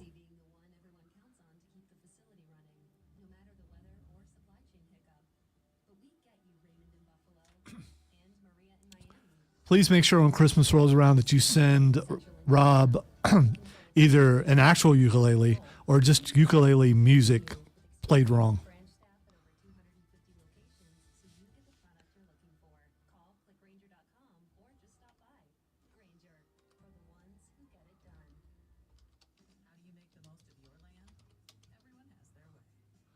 Ukulele rock songs, just because I want to know. Let's see, okay, so Paint It Black had ukulele in it, according to this. Now I'm trying to You want listen. to know how I know ukulele's not a big part of rock? You are having to go search for songs that you are finding have a ukulele and being surprised by it. Paradise City has a ukulele in it, according to this. No, this is just to make you look bad. Eleanor Rigby has a ukulele in Is it. that rock and roll? I still haven't found what I'm looking for. Has a ukulele in it, supposedly. Come As You Are by Nirvana supposedly has a ukulele in it. That's what it says. It's on the internet. It's got to be real.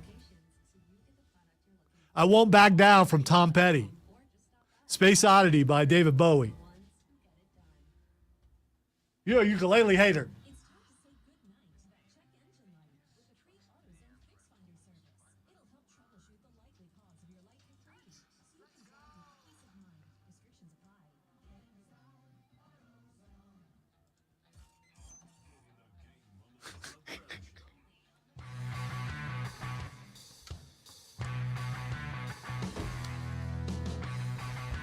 The Rob Brown Show back on your radio. It is the Fan Upstate, ladies and gentlemen.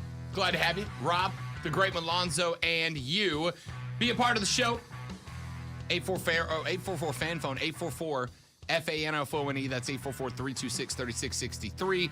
The preferred home services text line is 71307. Start your text with FAN, F-A-N, FAN, F-A-N, and we will read them on the air. Ross Dellinger has a really interesting article that just went up on Sports Illustrated. It opens with a taste. Zoe, rivalry weekend is Thanksgiving weekend every year, right? Of course, we know that. What if I told you that there is a very good chance that rivalry weekend may not be Thanksgiving Day weekend for much longer? I don't think it always is that week. It's either that weekend or it's like the one before or the one after. It's always Thanksgiving Saturday. It's Thanksgiving Saturday. For decades, rivalry weekend. Now, that's not to say there aren't rivalries played off that weekend. But rivalry weekend, the last weekend of college football regular season, is Thanksgiving weekend. Well, according to Dellinger, when the CFP Expansion Committee has gotten together the last couple of weeks, one of the things that they have talked about is the possibility of moving the entire college football regular season up a week, which would make rivalry weekend the weekend before Thanksgiving. And why is that? The reason why is because with an expanded playoffs, they want to be able to keep the playoffs in their current location on the calendar. They basically want to work the expanded playoffs into the regular bowl season and keep the championship game in that second weekish of January area.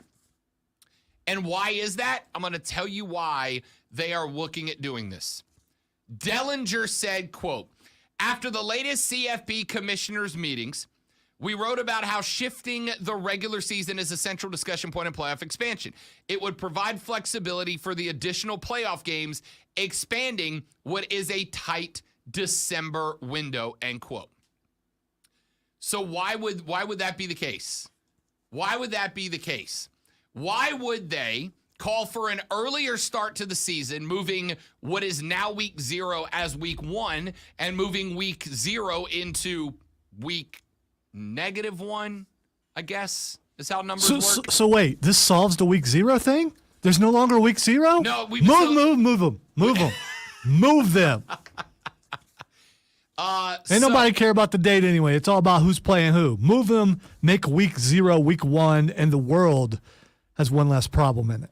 The reason why is very, very simple. The reason why they want to do this is very simple.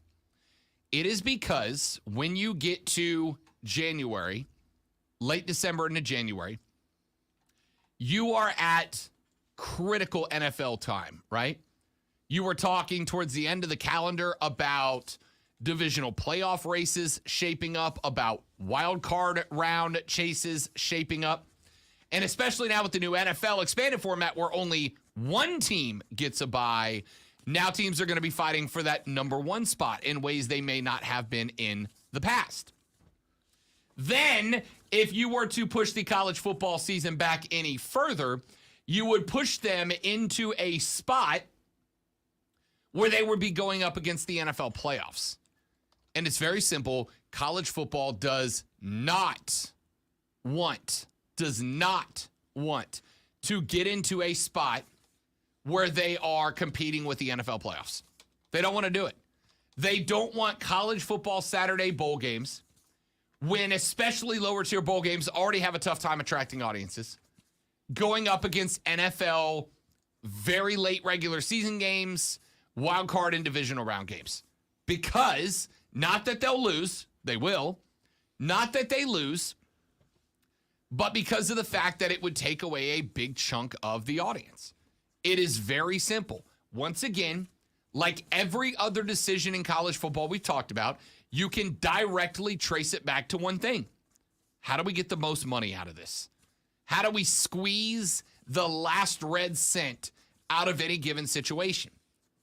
They do not want to compete against late season National Football League football. And they don't want to compete against the NFL in late season NFL and early playoff NFL windows. Would it succeed? Yeah, they'd be fine. They'd be fine. Most of us have multiple televisions, of course.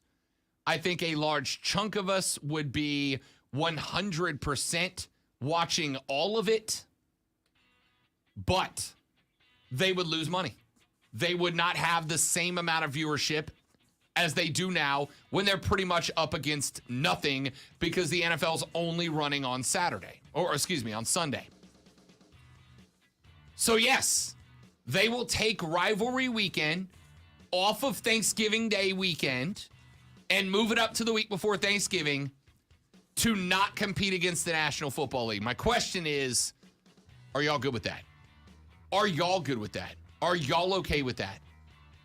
Rivalry weekend on Thanksgiving has always worked out great for me. You know, the whole fam gathered around watching whatever, LSU v. Arkansas. Give it to me. Are y'all okay with it? Back after this for the third hour of the Rob Brown Show on the Fan Upstate.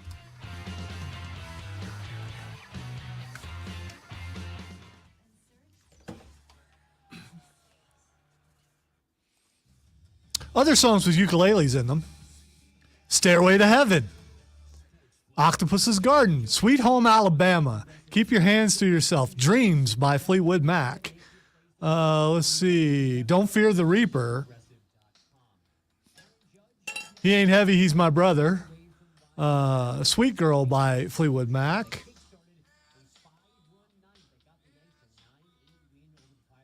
Everlong by Foo Fighters. A bunch of Creedence, but that's not a surprise.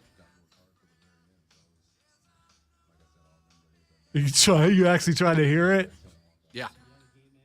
Hurry up. Do not. Hey. You're doing that over the.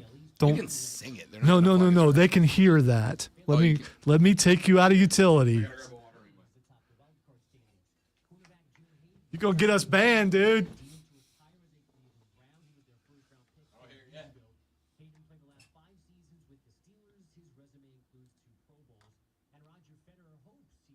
Yeah, I told him that. Thanks, Josh. He doesn't understand how sensitive the mics are as far as that goes.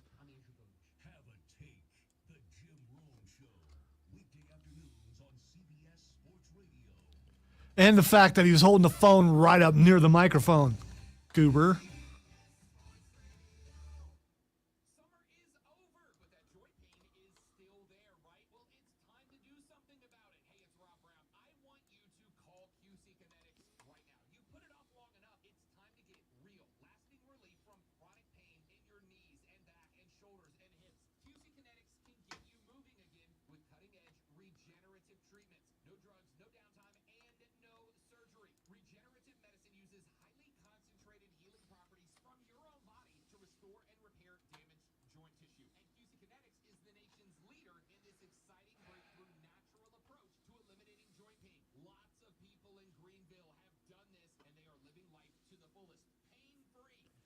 We've been flagged a few times lately. Guess whose fault it was?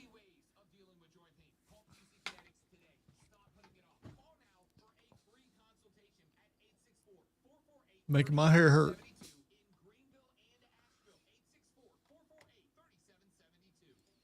Finding great candidates to hire can be like, well, trying to find a needle in a haystack. Sure, you can post your job to some job board, but then all you can do is hope the right person comes along, which is why you should try ZipRecruiter for free at ziprecruiter.com/radio. ZipRecruiter doesn't depend on candidates finding you, it finds them for you. Its powerful technology identifies people with the right experience and actively invites them to apply to your job. You get qualified candidates fast. So while other companies might A deliver ukulele ZipRecruiter and ukulele knows lesson. what you're looking for. And I describe that as the flight from hell. I could not think of anything I would want less than to be on an airplane. You're finally on that last leg to your relaxing vacation at your resort in Hawaii. And then they're like, I know the worst way for this plane ride to go. What if we gave a bunch of uncoordinated people ukuleles? See that there again, what an assumption. You can't just look at the crowd and go, there's no one here who can play a ukulele. No. I didn't say. You said a bunch of uncoordinated people. You could tell that by them sitting on a plane. Well, the way he's leaning to the left, that guy has no coordination to him at all. If you put 300 people on an airline, yes, There ain't 300 people on that plane. That was a big ass plane, man. There was That not 300 people. 737. There was not 300 people. How many people do you think go on a 737? About That's 140. in that picture, there was probably like 25. Let's say 100 people on that plane. A flight to Hawaii is not going on anything less than a 37. So let's say 100 people. I bet it's closer to 140. Yeah, I'll say 140 minimum, but I'll say 100. You think if I just picked 100, the next 100 people I see, you think 100 of them are going to turn out to be good ukulele players? Chris, he's really upset about the fact that I found a ton of rock songs that have ukulele in them. Come As You Are by Nirvana. I just listened to the whole song. If there's a ukulele in that, it's mixed way down, or they. I guarantee you, if there were the. I'm not counting that. By the way, where I would think the ukulele is where the solo is, because it would fit good. That weird sound in the solo, you can fit a ukulele in there and it will work. You know what I'm talking about? Yes. The part where Weird Al did it with his mouth, making it sound like a. That part, you can put a ukulele in there. The internet doesn't lie. We all know that. And it said that. Exactly. The internet. Al Gore invented it. But apparently I am wrong, and Chris just corrected me. Thanks, Chris. Thanks for helping me be right. You didn't get that's what he was doing. He said, "You're welcome." That's what he was doing. I'm just saying that plan. Trying to correct my grammar when I don't need proper grammar. I'm on sports radio. You all have 15 minutes to play ukulele, and then I'm taking your ukuleles away. Rob hates ukuleles. Now you guys know. I don't hate ukuleles. I very much like a ukulele. I'm just saying. See, I would say we could put ukulele lesson in Rob's box, but Rob would love to learn how to play the ukulele. I would, for the record. And he already has that kind of talent, so he probably could pick it up. I'm not saying if you could play one string instrument, you can play another, but you probably got a better shot than someone who can't. I'm just saying, 100 people playing ukulele sounds like misery.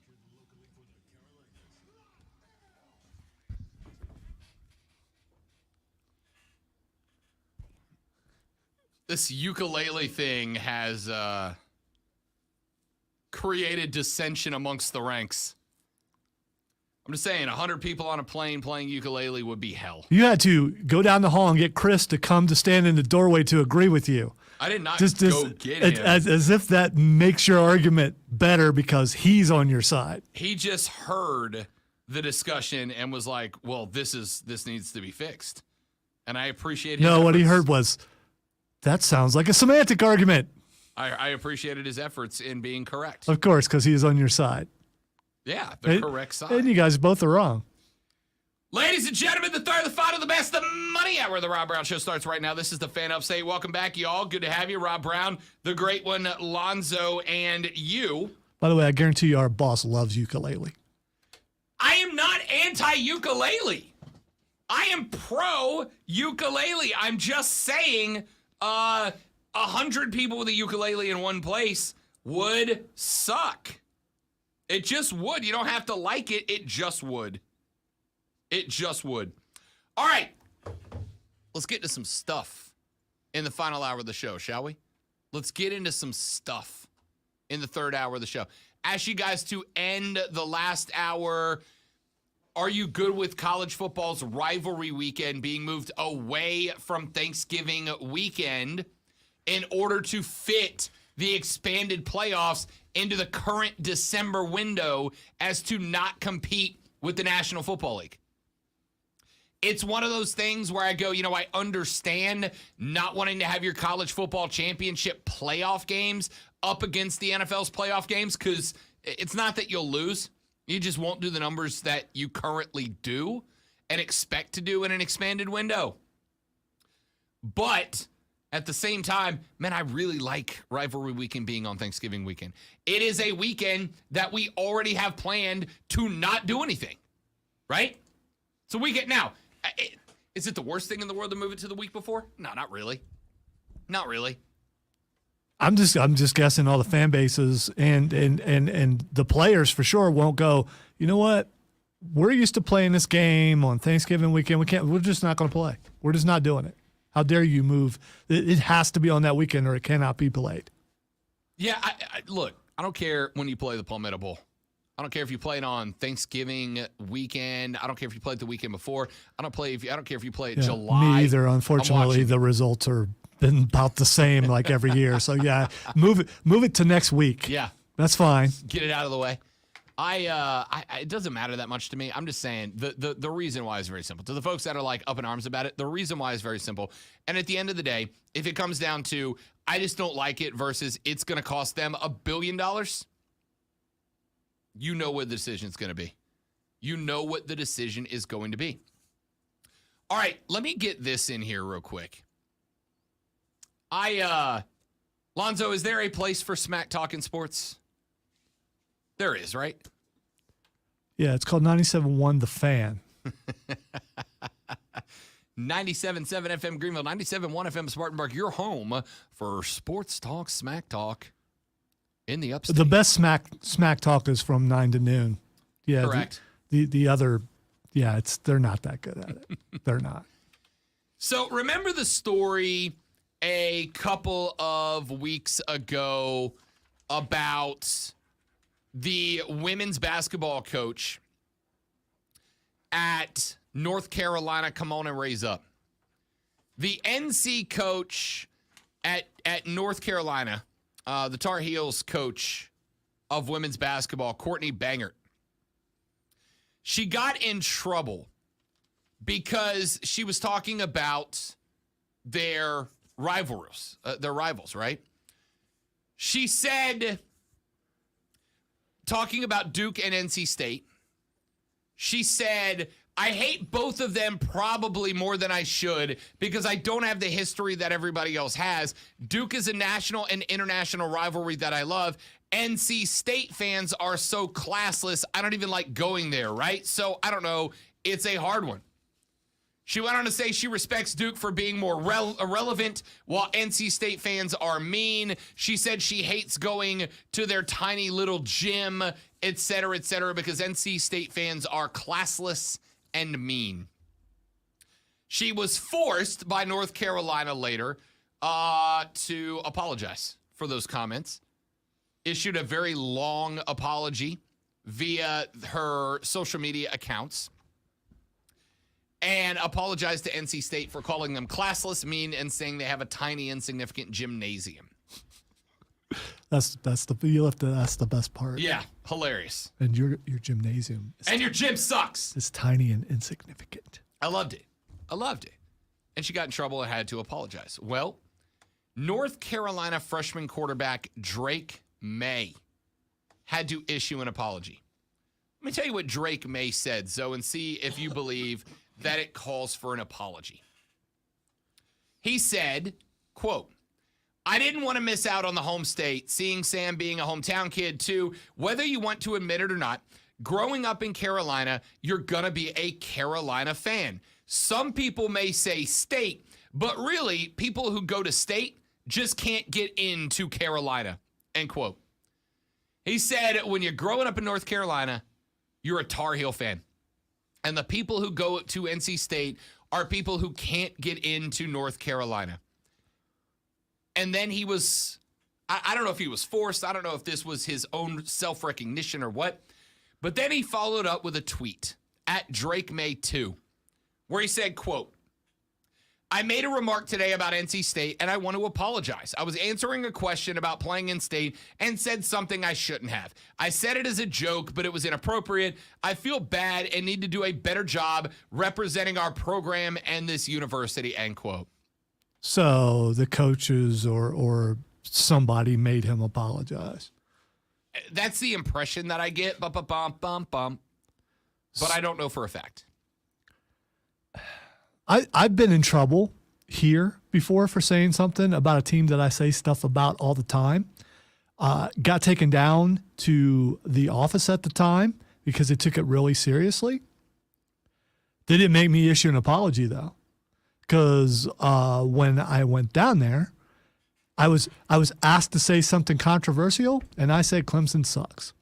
And the host at the time was not happy about it, and I ended up downstairs oversaying it because supposedly that would cost us clients because I had an opinion about a team.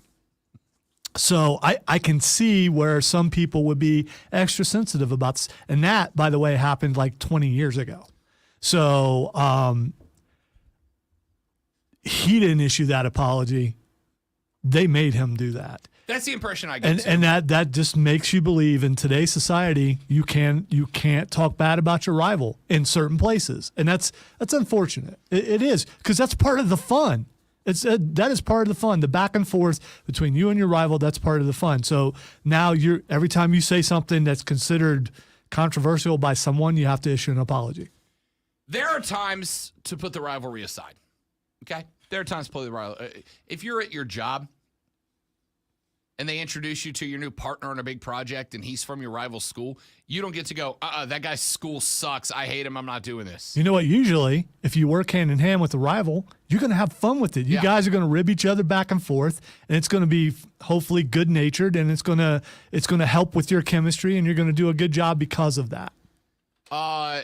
There are times to put the rivalry aside. Like, for instance, when Brian Breese's sister Ella passed away, South Carolina put up a very, very nice statement of support. That's like, look, there are times to be all in on the rivalry, and there's times to put it aside. There are things that are bigger than football. We support Brian Breese. We support his family and you know, our state brethren in this time of loss. And I respected that. I liked that. I appreciated that. But the crack of the only reason you go to state is because you couldn't get into the University of, guys, that's not offensive. It's a joke. You know what? It also could be accurate for some of the people. Sure. It absolutely could. It might be. But who cares? It's a joke. Nobody's hurt by that, right? Is anybody hurt by that? The only people that are hurt by that are people who didn't get into UNC and went to NC State. And there are also some people who are just looking to be offended and looking for a way to champion that. I've been offended. Let me make sure that someone, fixes that. I don't get it. I'm offended by Rob's hatred of ukuleles, but I'm not going to go to management over it. I don't hate ukuleles. I just don't want to hear a bunch of people who don't know how to play ukulele. I'm not doing this with you. Listen. This is how rivalries work, right? So you'll joke, how do you find your way to state? East till you smell it, south till you step in it, right? Like those jokes are great. And they apply to almost every rivalry. Right. Yeah, they do. What do you get if you put the entire state cheerleading squad into one room? A full set of teeth. Right? Like those jokes have been around forever. It's classic. Yes. Those jokes have been around forever, man. And they're never gonna go away. How many state college football players does it take to change a light bulb? 1, and he gets 3 credit hours for it. Right? Those jokes are never going to go away. I don't get what the problem is here. Like, why is that so? Well, he needs to represent the universe. He burned his rival. That is the best way to rep the U, man. Right? The best way to rep the U. My football team, the University of West Florida Argonauts, we've only had football for 3 years. I don't have a rival. I want a rival to talk smack about. I want a rival to run trash talk at. You want to hear comedy at its finest? Call Diesel this afternoon and ask him what he thinks about Georgia Southern. My man will burn them for an hour, and it is a blast. It's hilarious. Yeah, don't ask Mark. His team's not doing real well right now. Ask him what he thinks about Florida State, though. The jokes will go on forever, right? Very true. What, like, it's just another case of people forget that football players are people, right?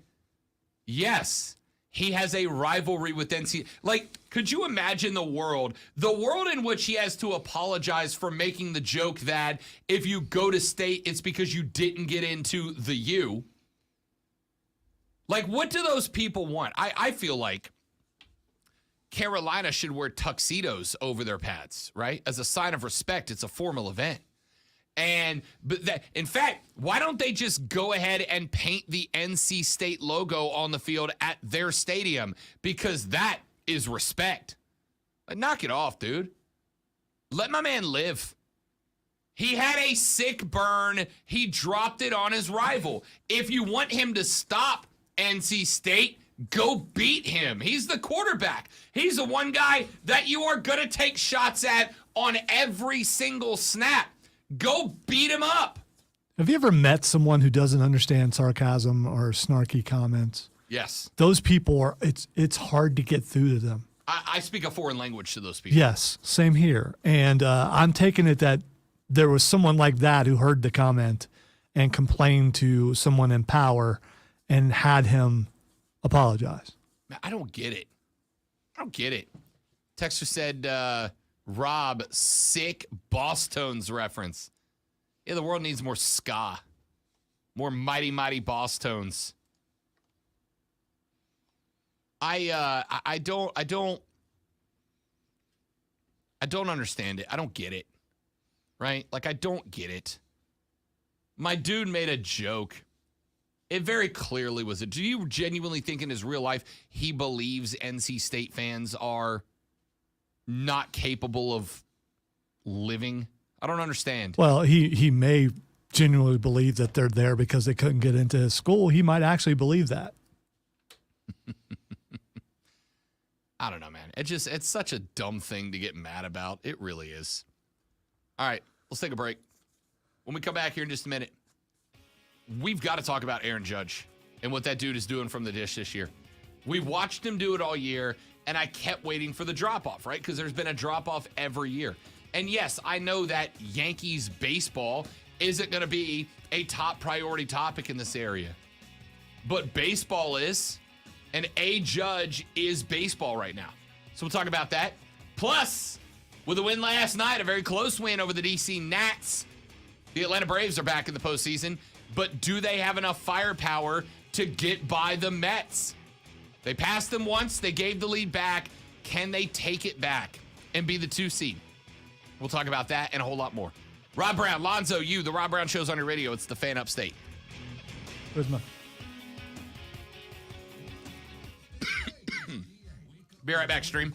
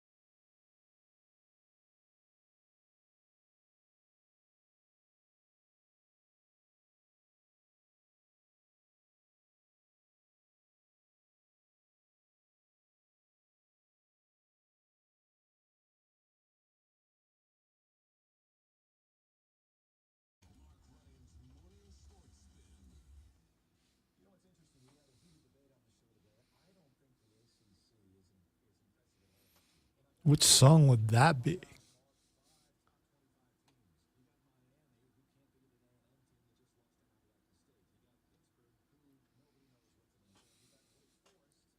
See, I think you guys should suggest as many ukulele songs as you can think of, but he won't pick them because then he'd have to hear ukulele.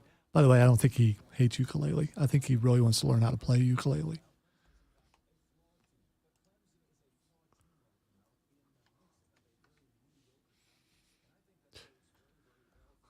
But it would be really cool if, like, for an entire Friday, if he were to lose, if we could have someone come in here to try to teach me how to play ukulele for an entire show. That would be good.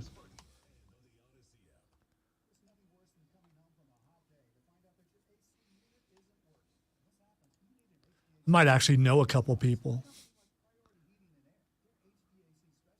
Might know a guy.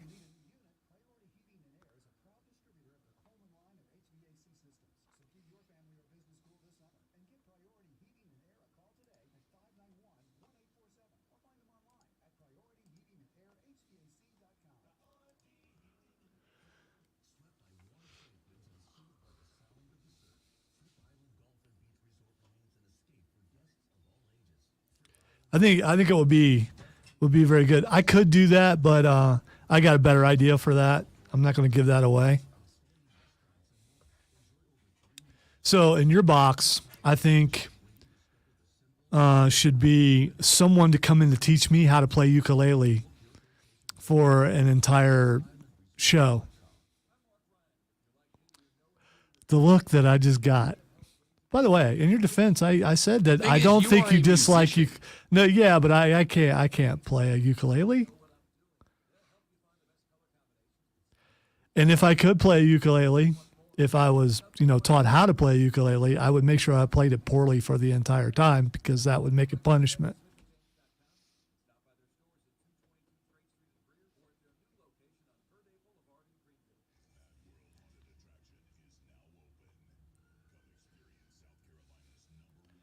You really need to stop doing that. I know. It's just a tick. Yeah, but it's becoming. I know.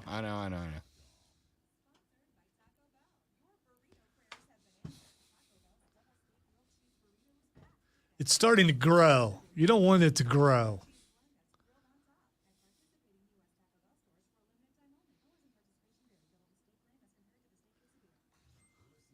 You need one of them stuffed wrestling buddies.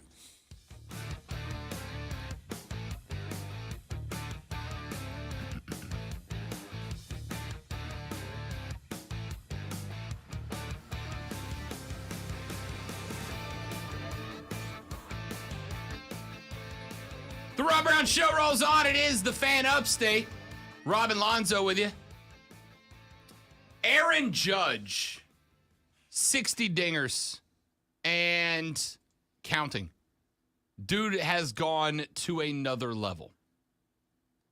Aaron Judge is the opportunity that baseball has been looking for. And it's like they're not taking advantage of it. And I have questions as to why. I really do.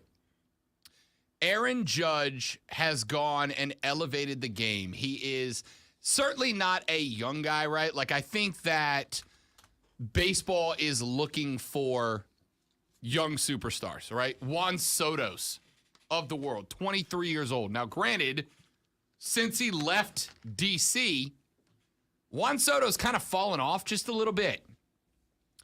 But Aaron Judge is only 30, right? And this offseason, Aaron Judge is going to get stacks. I don't know where and I don't know how much, but he's going to get stacks. Do you think that there's a fear? There's a fear if you push a baseball star because of what happened, a few years ago with, people that if they push someone, that it will be found out later on that, or things will be questioned right away if they push it. Because I didn't realize that he had hit that many until I saw it this morning. Yeah. It's like, okay. Well, you didn't have to wonder. Look at Fernando Tatis Jr. out in San Diego, right? Like, Fernando Tatis last year on the cover of the show. Fernando was, he was the hype train for Major League Baseball. Then he gets hurt, misses the first half plus of the season. Everybody's waiting for Fernando Tatis Jr. to come back because the Padres were never really out of the wild card hunt. And then, while Fernando is down and out, Fernando gets popped with a PED suspension. Now, fortunately for them, they had just made the moves for Soto and Bell, so the lineup was able to stand without them, and the Padres, at 82 games right now, are a wild card team as of today. They are, a game and a half up on the Phillies, or 2 games up on the Phillies right now? They are, in fact, they are not only a wild card team, but unless the Braves a game back of the Mets, actually they would be the second wild card team because the first wild card team will either be the Braves or the Mets. The Braves a game back on the Mets still with just a few games left to play. Fernando Tatis Jr., the hype train for young players in baseball, gets popped with a PED suspension of the back half of this season. He'll be available next year. Which, by the way, the Padres next year are going to be amazing unless Fernando's whole career was caused by PEDs. I just got to say, I'm not a baseball fan, but I hate the fact that whenever I see something like this, the first thing I think of is he juicing? Yeah. That's the first thing you think of. And I think that's on a lot of people's minds, and that's why they're not pushing this like they should. I would bet that you're not wrong, that there is some element of it, especially when you get a guy like Judge who is a power guy. And that is a big dude, too. I mean, Yeah. it's not he's got some good genes. I put it this way. I saw Judge play last year. Aaron Judge is 6'7", all right? That's what I mean He's by, 6'7". He's yeah. a big boy. I saw Aaron Judge play last year at Fenway Park, and when I got there, I'm like, I'm going full Bastin on this. I'm just going to talk smack to every Yankee within earshot of me. I want to talk smack to Aaron Judge, and he's one of those players that as soon as he walks out, you're like, maybe not. Like, I know he's not going to come into the stands and beat my rear end. He could probably reach you. He doesn't have to come up Yeah. into the stands, depending on where you're sitting. If I was 3 rows deep, Aaron Judge could have grabbed me by the throat and thrown me onto the field. Dude's a monster, right? I don't suspect that Aaron Judge is juicing. I don't think he needs to. I think he's just that big and strong. But baseball is kind of missing their opportunity here because baseball should be talking about individual players, right? We've talked about this in the past. I think baseball definitely gets focused on teams. They get caught up on teams. And there's nothing wrong with that. But welcome to the new age of sports fandom. Most of us still very much do love a team, but most of us have guys that we like, right? Like, I'm a Saints fan, obviously. But there are football players on other teams that I enjoy watching the football player play. I'm a Pelicans guy. Doesn't mean that I'm not squarely Team Giannis and Team Luka right now.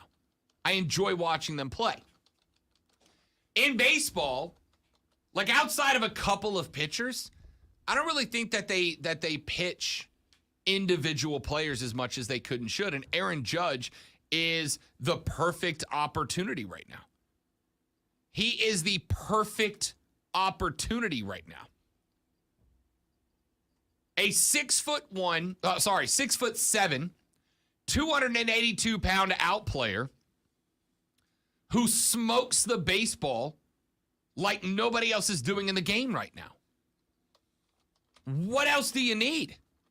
And he's only 30. He's got 5-6 more years at playing at a consistent level, right? 5-6 more years of playing at this level. Now, of course, you got to wonder, does he turn into Mike Trout, right? Mike Trout, who has missed a significant portion of the last few seasons due to injury. I'm assuming it's his back from carrying the Angels on it every year. But here's an opportunity. 30-year-old player is about to kill the single-season home run record, like by a lot. He's about to win the Triple Crown. This is the guy. The only problem is he plays for the Yankees, right? Like baseball pushes teams. The problem in that is that when you push teams, the natural ending position for that is you end up pushing the teams that have the most national pull, right? We talked about that back in week 1 of the NFL season. Carolina takes on Cleveland. I'm like, that's got to be the most watched game, the most hyped game. Baker versus old team. The biggest heels in the National Football League in the Cleveland Browns. That's got to be the guy. That's got to be the team. That's got to be the game. What game got the most national push in the early window of week 1? Do you remember? Pittsburgh and Cleveland. Cincinnati. Pittsburgh and Cincinnati. Now, Cincinnati was coming off of a Super Bowl appearance. But it's a divisional rivalry. The Pittsburgh Steelers have one of the largest, if not the largest, if it's not the largest, it's only behind the Dallas Cowboys in terms of national recognition, right? So they got the push. You are going to inherently push the teams that have the most national following. But what ends up happening when you constantly push the team that has the biggest national following, you know what also it creates? The most people who can't stand that team, who won't support that team, who won't watch if that team's on. Aaron Judge is a Yankee. I think he's still got to make the push. Does that hatred still exist for the Yankees? Oh, yeah. Is it just a lot of people hate them and they don't know why? No, they do know why. They know why. It is because the Yankees every year have the largest payroll in baseball. It is because of the fact that Yankees fans are obnoxious. Always have been, always will be. I don't get the payroll thing because if you can buy championships, they'd have a lot of them. They right? do have a lot of Yeah, them. but I mean, lately, do they? Not as much as they like.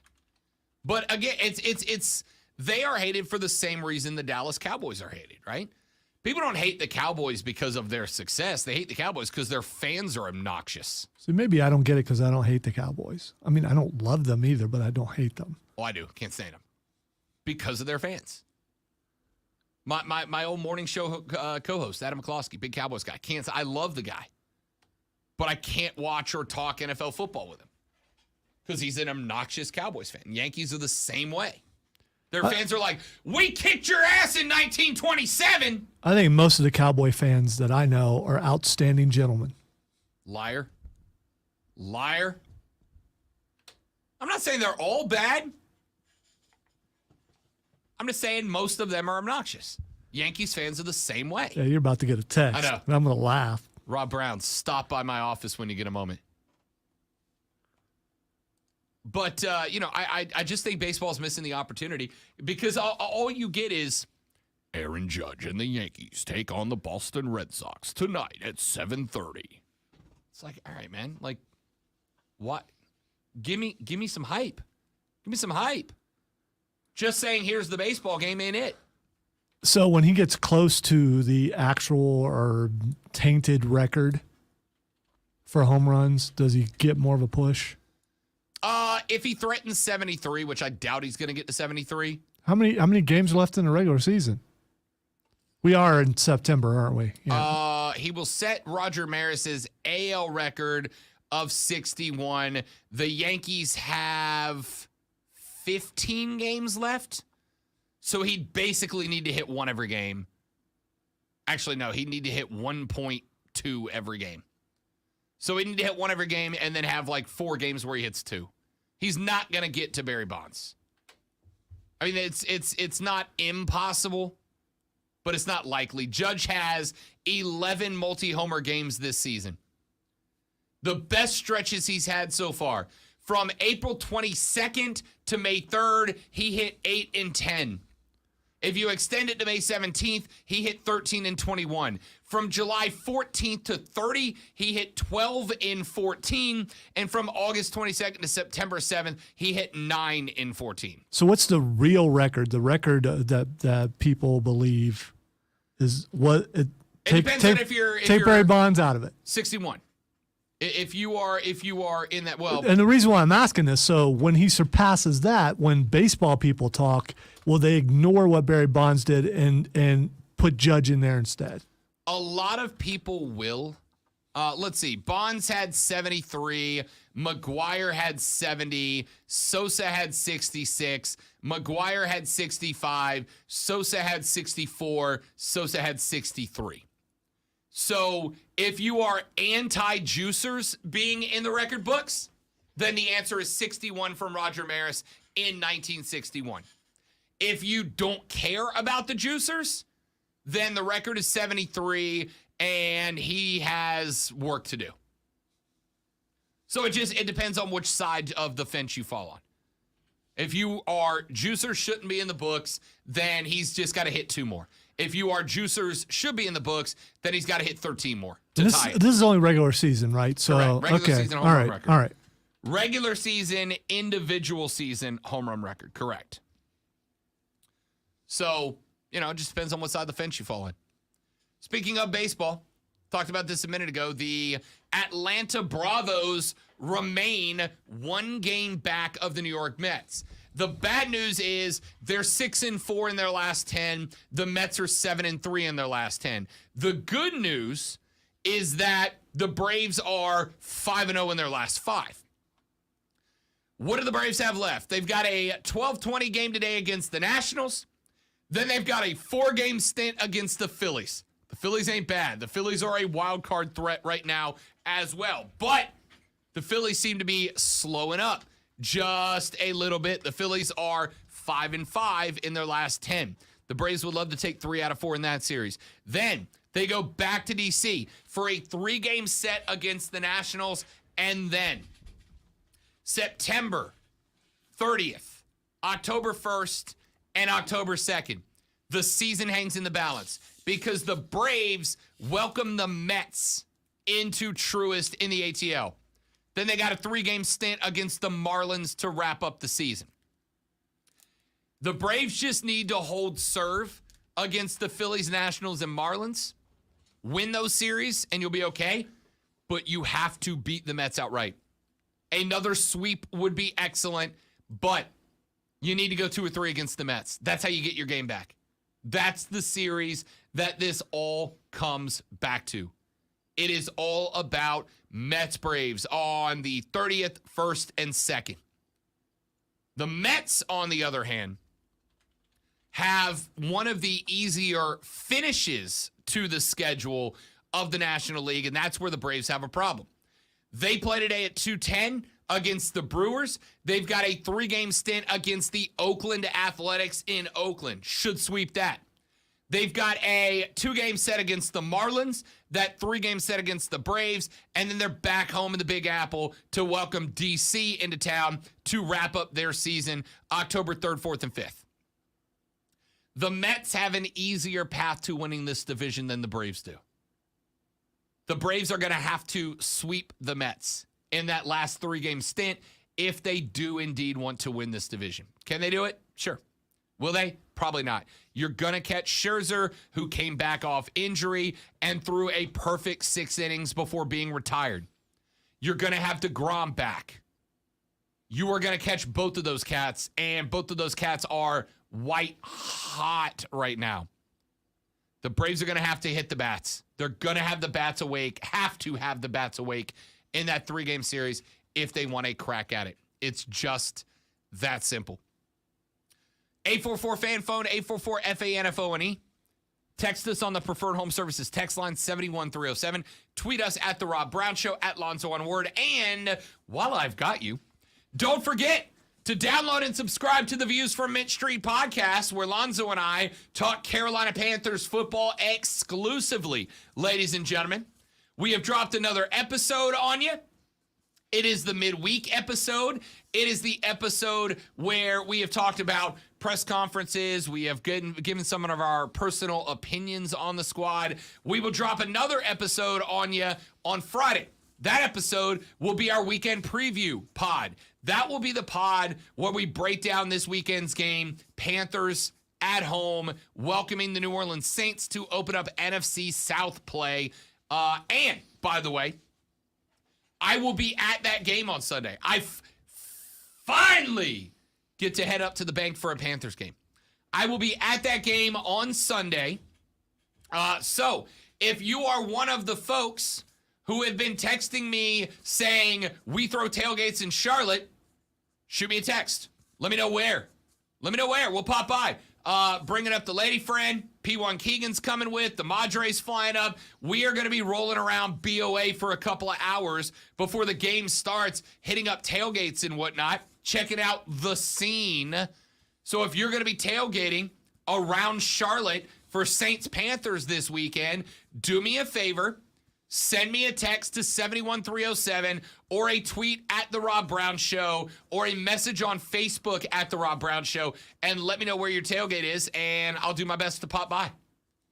But make sure that you like and subscribe to the Views from Mid Street podcast. Every download helps. We'd love to have you guys, if you are Panthers fans, if you are Lonzo fans, or if you're just NFL fans, download and subscribe to the Views from Mint Street podcast and talk a little Carolina Panther football with us. Let's take a break. We'll come back and put our Wednesday show to bed on the Rob Brown Show and the Fan Upstate.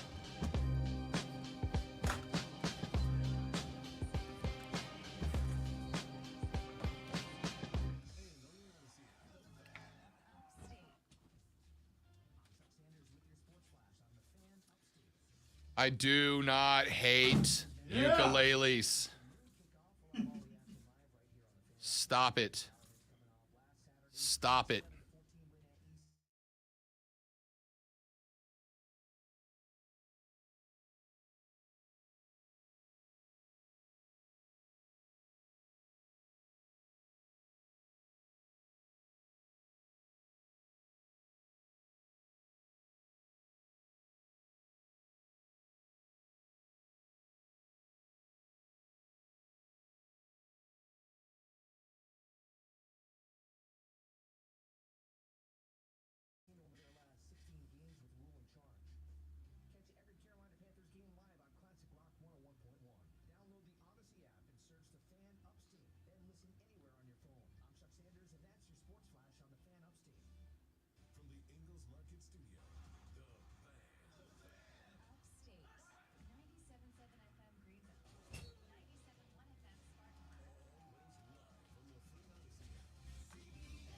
Would someone please get all these stinking ukuleles off my plane?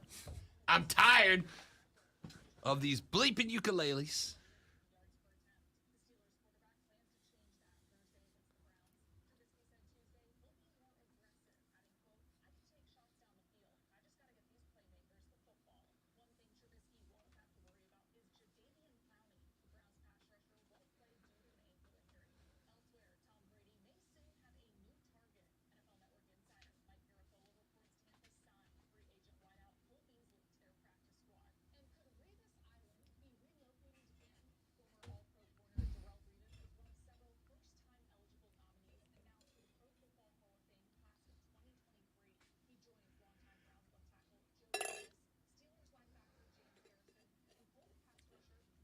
So Dave and Buster's, I didn't play it, but they have a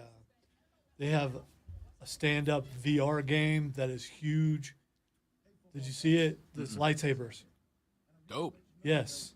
Is it the Beat Saber game? No. This is lightsabers. Oh, okay. You have two wands. You have a helmet, and you get to fight things. And Darth Vader walks onto the screen and I everything. like it.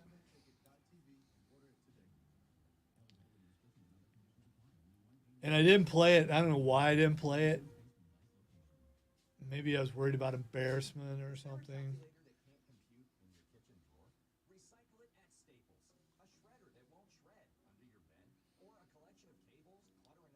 They also had Old School Rampage. And it was 3-player. And me and Raven and Cameron got to play Rampage like we did when they were little kids. Rampage. Although I think it was made from the movie, which I never watched, the one with The Rock in it because he's in everything. Because I think the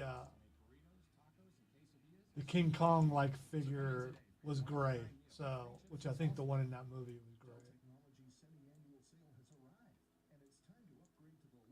business technology. Save big on laptops and desktops with Windows 11 Pro. Plus, get amazing The sit-down Halo game's fun, though. cloud solutions as well as top work accessories, including docks, monitors, and more. Dell Technologies recommends Windows 11 Pro for business. Call a Dell Technologies advisor at 877-ASK-DELL.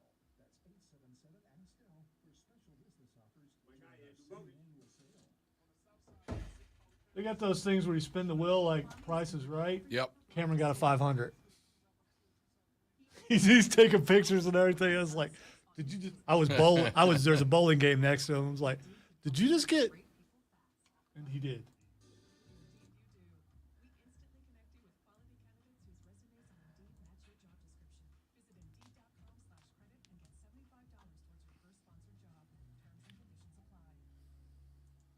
Other banks go out of their way to make redeeming credit card rewards needlessly complicated, like how they require minimums or force you to use your rewards before reaching some arbitrary expiration date.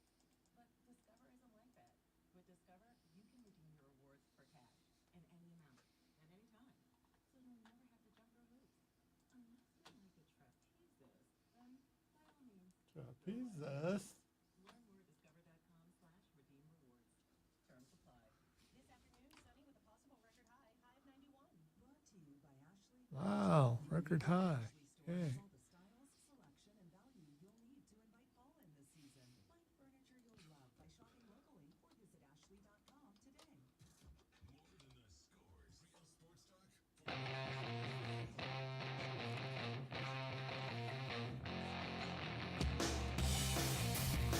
All right, heading towards the end of this radio broadcast.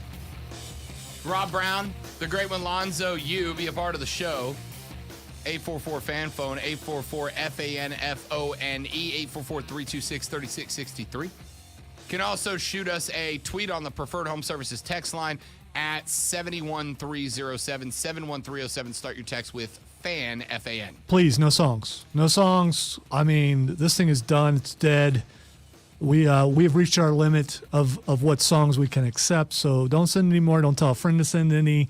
Don't tell an enemy to send any. Just nobody send any more songs. Funny enough, I just pulled up our song suggestion list that I'm keeping, and no, it says I got more characters I can use. It looks like that thing's full up. Nope, And got plenty of thank room. you for your participation, but we don't need any more. So send us your suggestions for what song you want Lonzo to perform in earnest coming up on Friday morning. I will make the decision tomorrow. Ernest T. at noon. Bass? Am I performing as Ernest T. Bass? No, Okay. I need you performing as Lonzo, and I'm not even going to make the joke because I don't want you being like, "Oh, wait, you said on Wednesday that I could." I need You an said effort. in earnest. I need an effort here. That's the only Ernest I know. FIFA has just FIFA 23 is on its way, and beginning very soon, September 30th, as a matter of fact, AFC Richmond will be a playable team on FIFA. You know what AFC Richmond is, though? I've seen the thing. It's Ted Lasso. Thing. Ted Lasso's team, including Coach Lasso, Jamie Tart do and Roy Bleeping Kent. You'll be able to play as AFC Richmond, including the banter logo on the shirt in FIFA. That's awesome. That's awesome. I love that. Texter just said, "My neck, my back." You know, I'm not even going to give Lonzo the lyrics to that song. Not a chance. I have no idea what you're talking about, but I'm guessing it's a rap song. It's correct. Should I say a rap or a rap song? Does that make me sound No, I like think you say old song. if I I say think it's rap fair. song? I mean, Am I reading that score right? The Blue Jays beat the Phillies 18-11 in a baseball game. Plenty of offense there. Ted Lasso. By the way, I started last night, since I've got a minute and a half left before we get to Twitter. I started last night watching a show that I want Lonzo to watch because I want to see if he has any. I want to see if it hooks him at all. You don't have to commit to it. I just want to see if it hooks you. Called Welcome to Wrexham. Welcome to Wrexham is a documentary with Deadpool in it. with Ryan Reynolds Yes. and Rob McElhenney, is one of the stars of Always Sunny in Philadelphia, along with a handful of other projects, including a show that I know you'll like, Zoe, called Mythic Quest.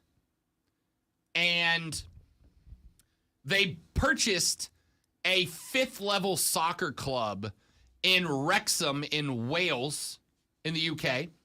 And this is the documentary about their ownership of the Wrexham Football Club, Wrexham AFC. And it is entertaining as hell. It is phenomenally entertaining because both of those guys are funny enough as it is, but it's interesting to see the standpoint. It's interesting to see the take of these people at this beaten down community who have supported this soccer club since the early 1800s, have these two Hollywood superstars come in who know jack nothing about soccer and try to build this team up. And their only goal is we want to get promoted. Like, we want to get this team promoted to the top. It's really interesting, especially if you don't watch it, because you don't have to know a lot about soccer to watch it. It's from the perspective of these two dudes who don't know anything about soccer buying this club. I really want you to take a crack at it and see if it entertains you. I'm willing to watch it if you watch Maverick. And now, the Rob Brown Show presents Twitter Trending Topics. No, I still haven't seen it. It's not that I don't want to. Yeah, Because I've been watching Welcome to Wrexham. I didn't think you'd notice. Yeah, because there's only enough room in your well, there may only be enough room in your life to watch just a couple of things because you're a little busy, as we all are. And say no to jobs, Rob. All right, the next or the first thing that's trending is Bill Murray. First off, I love Bill Murray. My favorite Bill Murray stories are the Bill Murray stories where he'll roll around Charleston and he'll just like see a party, roll up into the party, will not take selfies with anybody, not because he's a jerk, but he won't take selfies with anybody because his favorite thing to do is tell people, no one's going to believe you when you tell them that I hung out with you. That being said, no idea why he's trending. It is his birthday. He is 72 years old How today. about it? Is Bill Murray is he in that group of Americans that just everybody likes? Like, are there any anti-Bill Murray? I'm not saying like you don't. There are some him. people who have worked with him who would say no. Yeah, but, I mean, I'm sure I know he's known for having a bit of a diva attitude on set, but at the same time, everything Bill Murray does is gold. He's gonna want it his way because his way works. But is there anybody who dislikes Bill Murray? I don't know. What's your favorite Bill Murray movie? Groundhog's Day or not Tin Cup, Caddyshack. I'm gonna go with Stripes.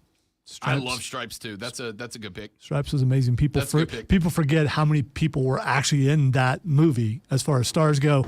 All right, the next thing is trending is, Rob, do you remember? Any one day in September in particular? The 21st night Yo, you mean today? of September. You mean this one? Yes, that would be this one. Yes. It is. It is Earth, Wind, and Fire's most famous day. Do you remember the 21st night of September? And now I'm going to go listen to that song as soon as we get out of here. Is that song not one of the old-time bangingest song of all time? Like, that song plays at every wedding reception, and it should. It's an amazing song, especially if you go back and watch them perform it live. I mean, you can't. Well, you probably could if they were still into. Just to see how many people are actually in that group. I mean, yeah. Those the high harmonies are amazing and impossible to hit, without a doubt. It was a cloudy day. No ukuleles in that song. There are, as far as we know. I mean, I can look it up. All right. So the last thing that's trending is Shawn Michaels. Shawn Michaels opened NXT last night with a segment where they stripped Solo Sikoa of his North American Championship, which I get, and I like it, right? It gave Sikoa a chance to earn a title, to kind of lift him up into the elevation of the bloodline itself, but also it keeps that title on NXT where it deserves to be, where it belongs to be. I thought it was a well-done segment. Shawn doesn't have the improv chops that Shawn used to. HBK was like, no, Sikoa, move over. I can't see my cue card. Move over for me. That's it for us, kids. Jim Rome's got you up next in the jungle. Mark, Ryan, and Diesel take you offsides at 3. We will be back tomorrow for the Thursday Fight Club edition of The Rob Brown Show. Appreciate you listening. Couldn't do this job if you guys didn't. We will see you back here tomorrow to do it all over again and hopefully better on The Rob Brown Show and the Fan Upstate. Later, brother.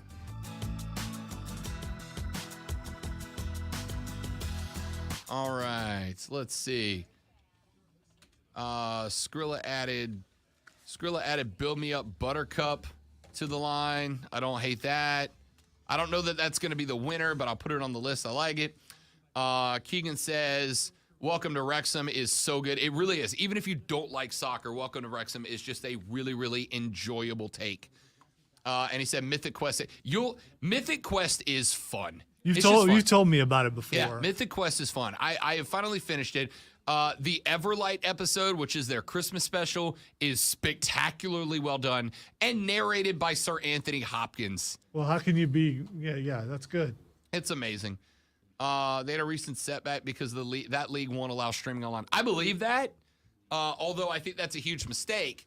And Wrexham, I'm sure, will push back against that because Wrexham, by the way, since this documentary debuted, apparently Wrexham cannot keep jerseys in store. It's like every time they list jerseys in their team shop, they get bought out immediately.